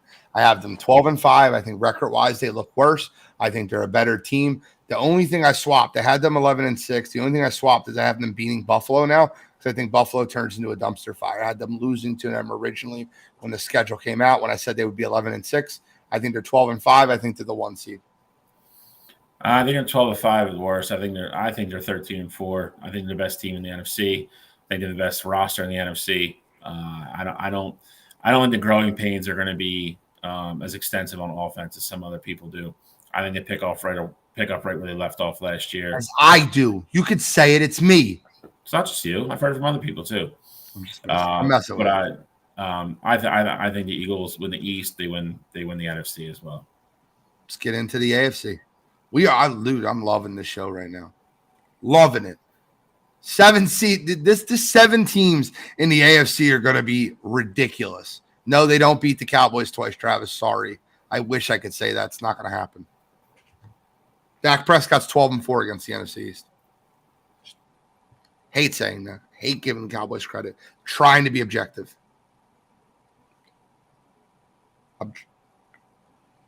I'm done. AFC. Number 7. I have the Los Angeles Chargers. I think they're in a tough division. I think they will make the playoffs. I think that 11 wins, 10 wins is going to be a wild card. I think they go 10-7, and they're the 7th seed in the playoffs. I think Justin Herbert, I think Brandon Staley finds ways to lose football games. I think the Chargers go 10-7. I think they're a very good 10-7. They're not a 7 seed you want to see in the playoffs, but I have the number 7. Fun fact, the Chargers are going to be my one omission here. I do not have the Chargers making the playoffs. I think this is the year that Brandon Staley finally gets fired, and they're going to go out and get an offensive-minded coach, and we're going to see Justin Herbert, excel and reach those peaks that we ultimately have been expecting for the past couple of years. Number 7 for me, got the Cleveland Browns. I think they find a way to win 10 games this year. Obviously, I do think that AFC North is fully stacked, but I think that the Browns are going to find a way to make the playoffs. I think 10 wins is going to do that. And, I talked about them in the rankings already, how talented I think they are on offense and defense. And I think that brings them back to the playoffs, and that's going to have them at number 7. Bro, I never thought I would be on a show where I'm more Homer Simpson towards the Browns than Guttrell is. Maybe I'm wrong about them. Maybe I have them higher than Guttrell does. Guttrell, give me your number 6. Number 6 for me is going to be the Cincinnati Bengals. For same reasons why I got the Browns there. I just think these guys really beat up on each other. Now, I do think the Browns can get higher. Like if they're swapped with the Bengals because of tiebreakers and things like that, I would not be surprised there. But I just think this division is a bloodbath, and I just don't know where these other games are going to be at where either of these teams slip up. So I like the Bengals just slightly ahead of the Browns there, but I can easily see those guys being interchanged. Shai, did you give her number 7? No, you skipped me like I'm not here. It's fine. Well, Guttrell skipped you because the order has been the same wraparound. You told me to go. I don't know what you're talking about. You did. Guttrell skipped you. Check tape. So number 7, I got Baltimore. Black and blue division. I think they sneak in like a 9-8 record somewhere around there. I think it's going to come down to crazy tiebreakers at the end. I think it's very possible that everybody in the AFC North is probably within a game or two. I think it's going to be nuts. I got Baltimore number 7. Number 6, I got the Miami Dolphins. I think finishing behind the Jets is nothing to laugh at or anything like that. I think they're a very good football team. As long as Tua can stay healthy, I think they're the 6th seed coming out of the East. I have the same 6th seed. I have the Miami Dolphins. I have the Miami Dolphins being a very good football team this year. Cheetah, you got Waddle, you got Devin Achane. I like the Miami Dolphins this year as a whole. I think their defense is good. I just not a Tua guy. Have number 6. My number 5, we all gave our number 6, right? My number 5 is the Cleveland Browns. I like the Browns this year, guys. I feel like they're going to have a good football team. And I think it starts week 1 when they beat the Bengals. I like Nick Chubb taking a step up in that role. I like Elijah Moore coming over there. I think David Njoku has a breakout year. I think the offensive line's good. I like the defense. They have Dalvin Tomlinson in the middle, stuff to run. I like what the Browns are doing. Here's my only thorn in the Browns side, and it's their secondary. They can never stay healthy. Greg Newsom's already hurt. Denzel Ward's already hurt. Grant Delpit's already hurt. I think that's the thorn in the Browns side. If their secondary can stay on the field, I think the Browns compete for the division, and they're very good. So I have them number 5. Shally, number 5. Number 5, I got the Chargers. I think with Vegas being awful this year, I think it's 2 free wins for everybody in that division. I think they're still better than Denver, even though Denver's going to improve with Peyton there and getting that offense back on track. But I like the Chargers. Like I said, I think it's the make or break year. Definitely for Brandon Staley, but I think Justin Herbert takes a step forward with Kellen Moore. I think they're number 5. I don't think they're good enough to beat the Chiefs to win the division, but I think they're very solidly at probably a 10-11 win team. Number 5 for me, I got the Miami Dolphins. You talk about not being a Tua guy. I'm not a Tua guy either. I just think what they have on the defensive side of the ball, that's going to win them, a lot of games. And if Tua can just go out there and really just take care of the ball, I mean, Jalen Waddle and Tyreek Hill are going to do everything themselves. So I like the addition of Devin Achane, and ultimately, I think the Dolphins go out and they get a solid backup quarterback before it's all said and done too, to ensure that they don't have any issues with this whole Tua situation. Just to be clear, Chris, Daniel is a fellow Dolphins fan. I know Chris is a Dolphins fan also. Daniel is a fellow Dolphins fan. He just doesn't believe in Tua. He's been a Dolphins fan. He said, "I hope so. I've been one for 31 years." Yeah, You guys are both Dolphins fans. Just one of you really likes Tua and one of you guys don't, and I get it. Number 4. So number 4 for me is going to be the Jacksonville Jaguars. Jacksonville Jaguars coming in at number 4. I think they won that division pretty easily. I just think that they're going to be a team that is going to be slightly behind where I have that number 3 team in Baltimore that I obviously just said. So like Trevor Lawrence, I think they make a jump, but I think they're going to be that 4 seed going into the playoffs. Okay. Shally? I got the Bengals in number 4 simply because I think the division's crazy. I think it's going to be hard for anybody in that division to get to 12 wins. I think they're just going to beat the hell out of each other all fall long. So I don't think the Bengals are the fourth best team in the AFC, but I think with the interdivisional games, home and away, all that good stuff, there's going to be a lot of splits between those 4 teams. Record-wise, I think they should end up being the 4 seed. Shally, I hate agreeing with you. I hate it. I agree with everything you just said. I have the Bengals number 4. My number 3, I have the Jacksonville Jaguars. I think the Jaguars win 12 games this year. I think they're a good football team. I think Trevor Lawrence takes the next step forward, and I think Dougie P gets this team in a home playoff game, and then they're going to have a battle. If you've ever thought of the 2-3 matchup that I'm about to get into before this season, but I got the Jags number 3. Well, it's my turn to agree with you. I have the Jaguars number 3 as well. Again, I said before, I think they run away with that division. I think they are the class of that division. I do think Tennessee is going to be tough. I do agree with what Cottrell said earlier. I don't think a Mike Rabel team, Mike Rabel-led team is just going to roll over. They do still have Derrick Henry. I'm hoping DeAndre Hopkins helps that team, but I just don't think they have enough to get past Jacksonville. So I have Jacksonville number 3. I have Baltimore number 3, and I think Baltimore is going to win this division. I think they ultimately get to 11 games, and that's going to get them that 3rd seed. With Jacksonville, I just think that they get there at 10. But the nice thing is with these 2 teams is they have a head-to-head this year, and so I do think Baltimore wins that head-to-head. And if it comes down to a tiebreaker, Baltimore should have that. Number 2 for me. Team that I've been extremely high on, and we just talked about them earlier, that's the New York Jets. Love Aaron Rodgers, love everything they have going. Not going to harp on that, but I think they win that AFC East, and I think they win 12 games. So love the Jets to come out and be a top 2 seed in Aaron Rodgers' first year in New York. Going to agree with Cottrell. I think the Jets win the East. I think the East is the better division than the people are giving it credit for, even though none of us have Buffalo in the playoffs. I think Miami, Buffalo are going to be tough games, and we know that with Patriots are really never a pushover. So I think that limits the Jets' ceiling just a tad. They'll probably lose a game somewhere, maybe to somebody that we don't think they will. I think they lose the number 1 seed by 1 game. So I have the Jets number 2. I have the Jets number 2 also. We're all agreeing on the Jets being number 2. It's one of those scary things, but I have the Jets number 2 in this division. Number 1, I have the Kansas City Chiefs. I think the Chiefs win the division. I think they have the best record. I think they end up going 12-5. I think the Chiefs are a very good football team. We'll obviously know that. So I got the Chiefs number 1 in that division. Chiefs number 1, have them at the same record. I still think they're, until they don't have Patrick Mahomes, they have Patrick Mahomes, and that's good enough for a couple games by itself every year. So I have Kansas City number 1 seed in the AFC.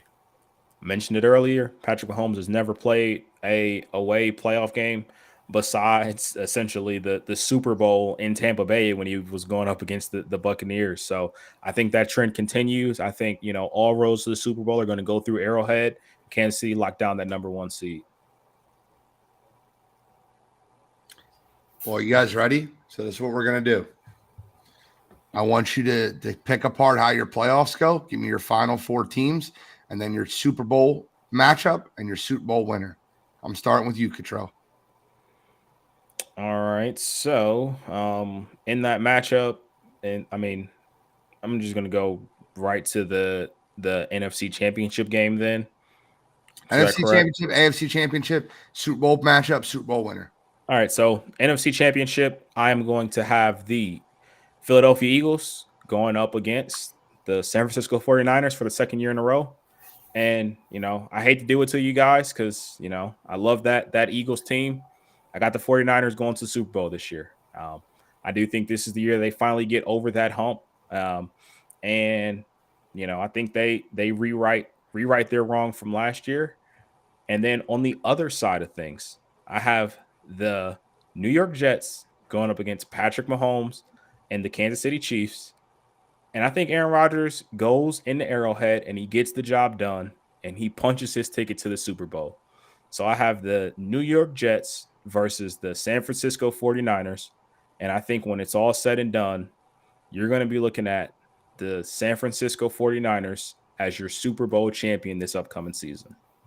So you almost predicted exactly what the magician predicted in the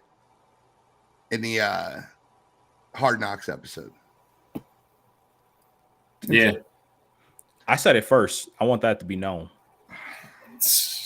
I said it back in February. You did. You're wrong. It's okay. Bill? I'm sure. I know where both of you are going. So, I actually switched mine since I sent it to you. So mine's a little bit different than what you saw earlier. Regardless, I know where the outcome's going to be. Well, yeah. NFC, I'm going Eagles versus the 49ers. I think the same thing that happened last year is going to happen this year. San Francisco's going to have to come across the country. They're going to have to play here. The link is the House of Horrors for the 49ers. I think they're going to beat the hell out of them again. I think they're going to run the ball down their throat. I think Jalen Hurts has another huge day. And I don't think you can give me Brock Purdy healthy if you want. I don't think it changed the outcome of the game last year either. So I think the Eagles beat the 49ers in the NFC Championship and move on to the Super Bowl. In the AFC, I think it's where it gets interesting. I think the 2-3 matchup, I think Aaron Rodgers holds serve at home against the Jaguars. Difference is here, I think Joey Burrow goes into AFC and goes into Arrowhead and beats Patrick Mahomes, setting up Joe Burrow versus the New York Jets in the AFC Championship game. And to top it off, I think Burrow gets it done. I got the Bengals coming out of the AFC to play the Eagles. I think the Eagles take care of business in the Super Bowl. I got the Eagles over the Bengals. Those matchups would be so much fun to watch. Jets, Jaguars in New York. Oh, man. All right, let's get into it. In the AFC, I have the Jets losing to the Chiefs in the AFC Championship after the Jets beat the Jaguars in the 2-3 matchup. I also have the Chiefs sliding by the Jets in a very close game, high-scoring game in Arrowhead. I have Patrick Mahomes taking the Chiefs back to the Super Bowl. Only one here. We got a Jets. We got a Bengals. I'll go with the Chiefs. In the NFC, I have the Dallas Cowboys going up against the Philadelphia Eagles in Philadelphia for the NFC Championship game. I think what will happen is I think that the 49ers will lose to the Cowboys in the conference semis. I think the Philadelphia Eagles will beat the Cowboys in the NFC Championship game. And I think you get the Philadelphia Eagles versus Kansas City Chiefs rematch that we've all been waiting for. Great football game last year. No holding call will save the Chiefs this year. Philadelphia Eagles win this one. 31-15. Eagles win the Super Bowl over the Chiefs.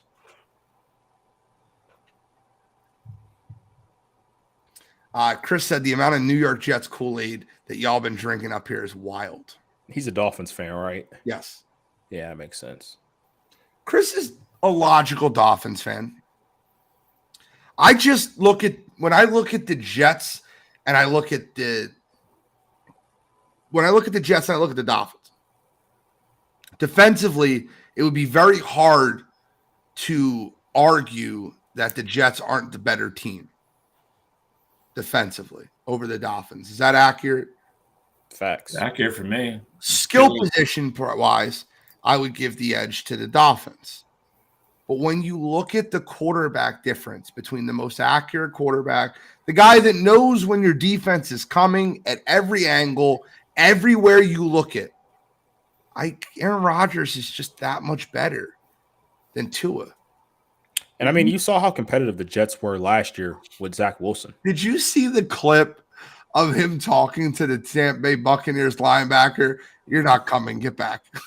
Like that line, when he told the linebacker that was at the line for the Buccaneers during the joint practice, where he goes, "You're not blitzing, back up." And he tells the Buccaneers player back. Like he knows what the defense is running. He's just too good of a quarterback. He's too good. He stays healthy. He stays upright. Jets are going to be a really good football team this year. And I mean, I think that the other thing too is that, obviously, with Aaron Rodgers getting up there in age, things like that, you talk about the decline. Obviously, last year he didn't have the year that he would have liked to have. But I mean, I think if you put this Jets team up there with those Packers teams from the past, 2-3 years, I'd argue that they're better top to bottom. So I love what this Jets team has done, and I think the sky can be the limit for them. I'm not drinking Jets Kool-Aid, man. I'm not a New York guy. I hate New York. Just a reality situation. I mean, I think if Miami either had a different quarterback or didn't have a quarterback that was one hit away from, drinking a Kool-Aid out of a straw for the rest of his life, Jesus Christ. I would like Miami more. But that's just edit that out, editor. Clip it. I don't give a shit. It's just it's the reality of the situation. Listen, I mean, the dude had like a full-blown seizure on the field last year after he got hit when he shouldn't have been in the damn game. Oh my God. Other than that, I like Miami, but I didn't believe in Tua before the concussions, and I believe him in less now. That one-liner was too much. Let's get into You Gotta Be Kidding Me. We're already at 9:09. All right, so You Gotta Be Kidding Me this week's got a little bit of a different flair. We got some visuals for you guys. So mine actually took place in WNBA, a league that a lot of people hate on. I'm constantly giving love. So oh man. That's worse than me. I'm going to let the video take over here and then go from there with the recap.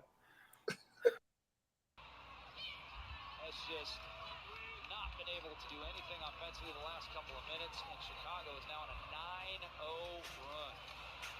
6 seconds left. Jordan Orson is just going to sit on it. Interesting in just a 2-possession game. Seattle's just going to let the clock. So down 5, and you get the ball back with about 15 seconds left, and you have a clear attempt for at minimum a layup. If you want to back out and shoot a 3, you got that as well. But instead, you dribble the clock out, and you have the ball down 5 with 15 seconds left. That is an eternity in any sport. You saw what Patrick Mahomes did with 13 seconds. You saw what Trace McGrady did with 15 seconds in the NBA. I just don't fully understand how you can have this happen in a league that so many people are already, piling on and, give you bad reasons to not watch the sport. And then this happens to, just piggyback off those things. I think it's awful for the sport. There should have been some fines involved with this. Just not competitive at all. Really disappointed me, especially for a league that I've been fully a believer in. So WNBA, and specifically the Seattle Storm. Come on, you gotta be kidding me. Chris said he'll be back in a few months to collect his apologies and serve the humble pie to us.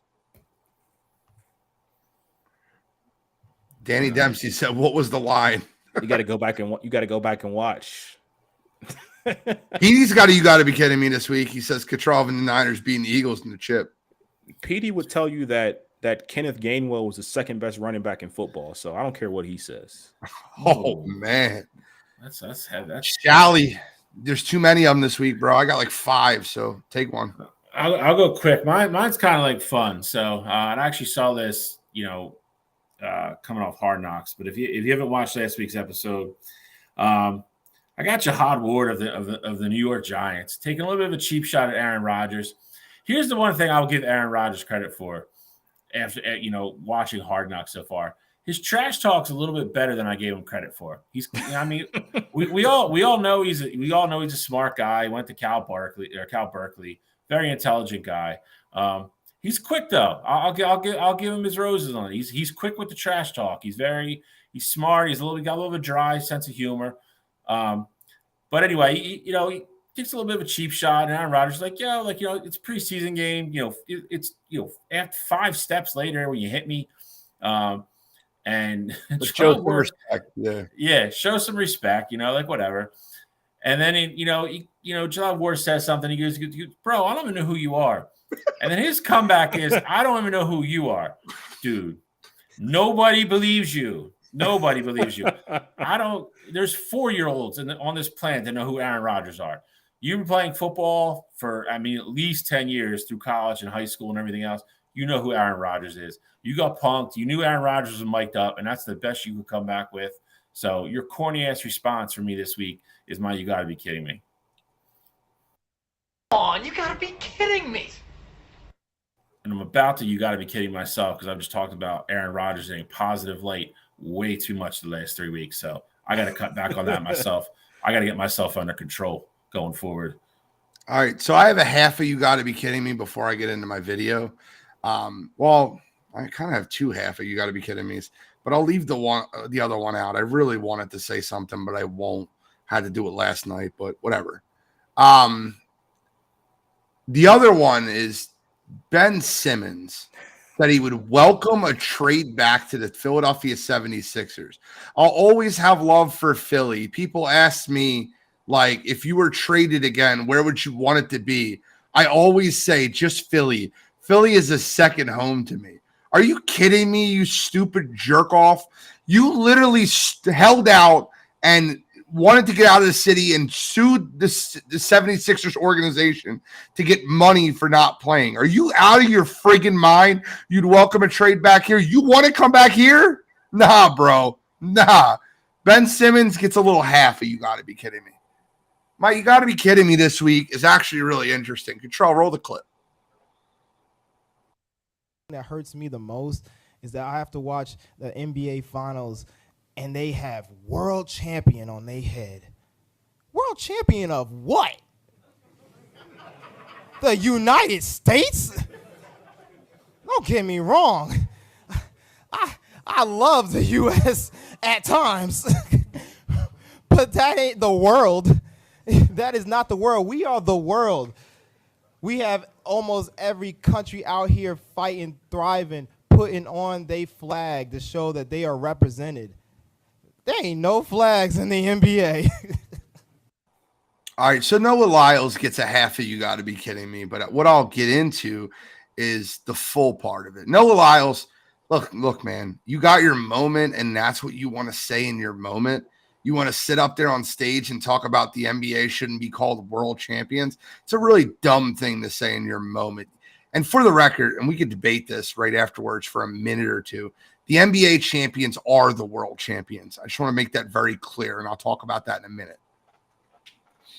My full you got to be kidding me is the NBA players that got in the chat, the soft, and God, led by no other than Kevin Durant, the softest superstar in the history of sports. Kevin Durant's in the chat with Devin Booker. I forget who else was in there. I couldn't believe all the people commenting on this. Shut up. Let the kid have his moment. You're in the chat talking about, oh, this guy's wild. He's an idiot and blah, blah, blah. Dude, shut up. You're a bunch of softies. Let the Noah Lyles have his moment. It was a dumb moment to begin with. I couldn't stand how sensitive some of these NBA athletes are about Noah Lyles talking about the NBA champions aren't world champions. So for this reason, Noah Lyles, the NBA players, and most notably Kevin Durant, the softest superstar ever, are you got to. Come on, you got to be kidding me. Now, I'm going to make a statement. Major League Baseball's World Series is not that they should not be world champions. The NFL Super Bowl, they are world champions. NHL Stanley Cup are not world champions. The National Basketball League, they are world champions. The way I define world champion is, are the best players in the world fighting to be in that league, right? MLS is not world champions, right? It's a joke. You would never say the Major League Soccer is world champions. They're not best players in the world. They fight to play in La Liga, or they fight to play in the Premier League. They play in the Champions League. The best players in baseball kind of play in baseball, but the Japanese league's very good. Not all of them come over. They're not fighting to all play in Major League Baseball.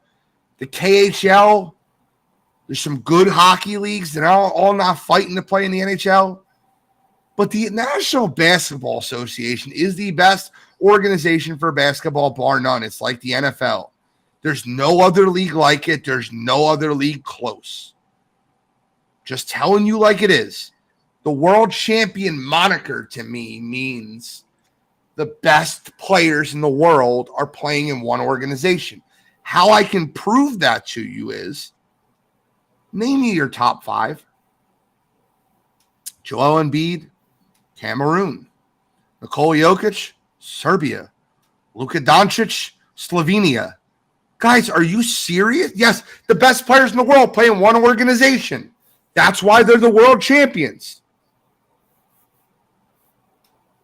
That's my opinion on it, and I can hear other opinions. I understand other opinion, but there's no basketball league that's close to the National Basketball Association.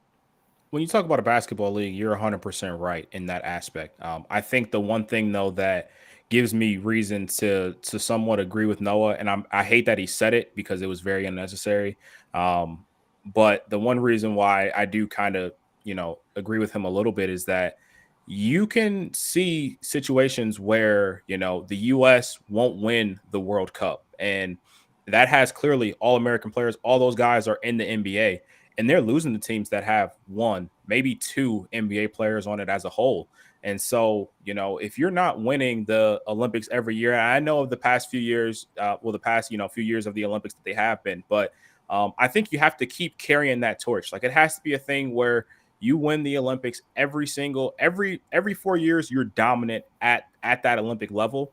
Because if you start to lose the guys who aren't, but you're in proving the NBA, my point.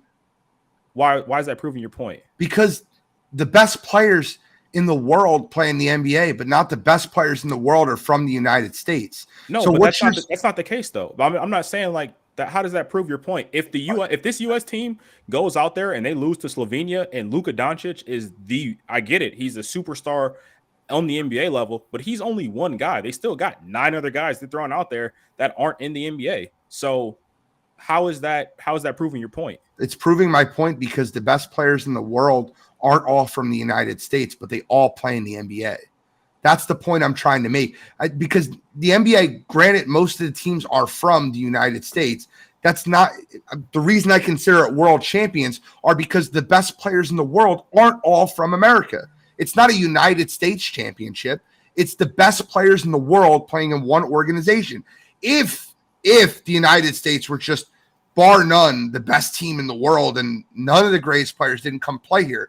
Like Dirk didn't come over from Germany, and Gasol didn't come over from Spain, and Luka didn't come over from Slovenia.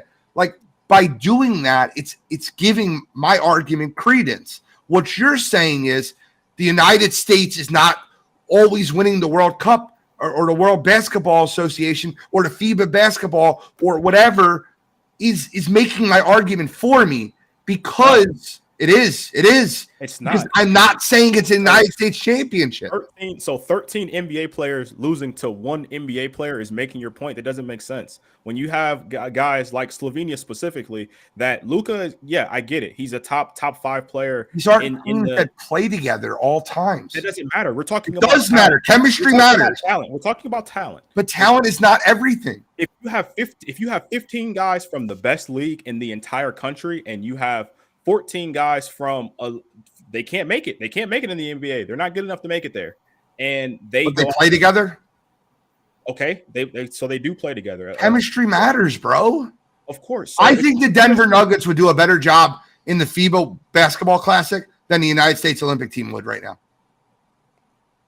I would. I do. I believe that. I wholeheartedly disagree with that. I mean, maybe this year with the way the team is constructed, but yes. Well, if you took the best players in the NBA and put them, they would win every year. The best players just don't go every year. I mean, I fully understand that, but if you put a team out there, and we've seen it in the past, there's a reason why they had to recruit Kobe. They had to, bring back LeBron, things like that, to go up against those teams like Argentina and Spain, who, I get it, they had their top players were NBA guys, but a lot of the people who were being productive in those games were people that you never heard of because they're playing for teams like Real Madrid and Barcelona and things like that. I'm just saying, I do think that I don't think NBA should call it world champions. I get it. They do have the best talent in the world, but you're not beating a team. Again, like Noah Lyles said, outside of the Toronto Raptors team, every other team is in the United States. So that's where I'm at. I respect your opinion, but I humbly disagree. Any final comments from show 151? Bill Warzer, no stance. I don't. The only part of I agree with a little bit of what you said. I mean, I think if you go by the letter of the law, somewhat of what he said is true. I think if you really break it down, I think a lot of what Gene said is true. The only thing I would disagree with, that Major League Baseball is bar none the best league in the world. Japan League is not as close to Major League Baseball as people would like to make it out to be. The average guy in Japan would play AA ball in Major League Baseball. When you get the one-off stars every now and then, you get the Shoheis and stuff like that. They come over and they're great, but they're one-off guys. The average guy in Japan would play minor league baseball in MLB.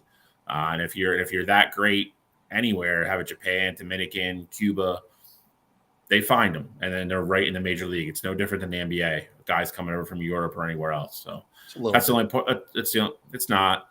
It is. Because United World Baseball Classic all the time. But it doesn't matter. That's chemistry, team chemistry. Those guys don't play together. You're right, Cottrell, which proves my point. So how does that make Japan a competitive league then? Because I think the Japanese baseball league is as close. So like, watch this, right? The Denver Nuggets are going to scrimmage against Spain, and they did that intentionally because it was Luka's old team in the Euro League. They're going to beat them by 60 points or 50 points or 40 points. And the Denver Nuggets are a team that didn't make the playoffs last year, and they're going to beat a team that's one of the best teams in Spain horribly, and Spain is ranked number 1 in FIBA. My point that I'm making is Japan's best players are better than the average Major League Baseball team. That's my point. The best players in the world in the NBA all play in the NBA. The best players in the world. What? That makes no sense. The best. So you're saying Japan has a better team than the Japanese national team would be the best team in Major League Baseball. Okay, so you don't think there's any country? There's no country there's no country that would have a team better than any team in the NBA? No, the Denver Nuggets would be the best team in the world if they went. If the Denver Nuggets competed for the gold medal, they would beat any other national team. They would. You're laughing. I'm telling you right now, they would. They would dominate any team. I don't even understand how you're even making this argument. I mean, you're laughing at that argument. Give me a team that would beat them. You have so much talent in the world. Especially considering if you're saying that no other, team could have any of their NBA players, then I mean, I guess I would agree with you there. But you have these teams where, I mean, Spain is going to be up there with them. We see what Canada is doing now. Like France has been competitive for forever. The Spanish national team could beat the Denver Nuggets. As it is, right? Rubio is not playing. Not right now, no. Even Rubio playing. It doesn't matter. Jamal Murray torches him in the league. Of course he does. But no, I don't think so. I think the Denver Nuggets beat the Spanish national team by 25 points. And that's the number one FIBA team in the world. I wholeheartedly disagree. You can disagree all you want. You're wrong. I'm not wrong. You just think completely differently for whatever reason. So okay, so if you put the Spanish national team in the National Basketball Association, you they make the playoffs. What? Are you out of your freaking mind? They make the playoffs. Oh my God. I disagree. But if they make the playoffs, what do you think they do versus the Denver Nuggets?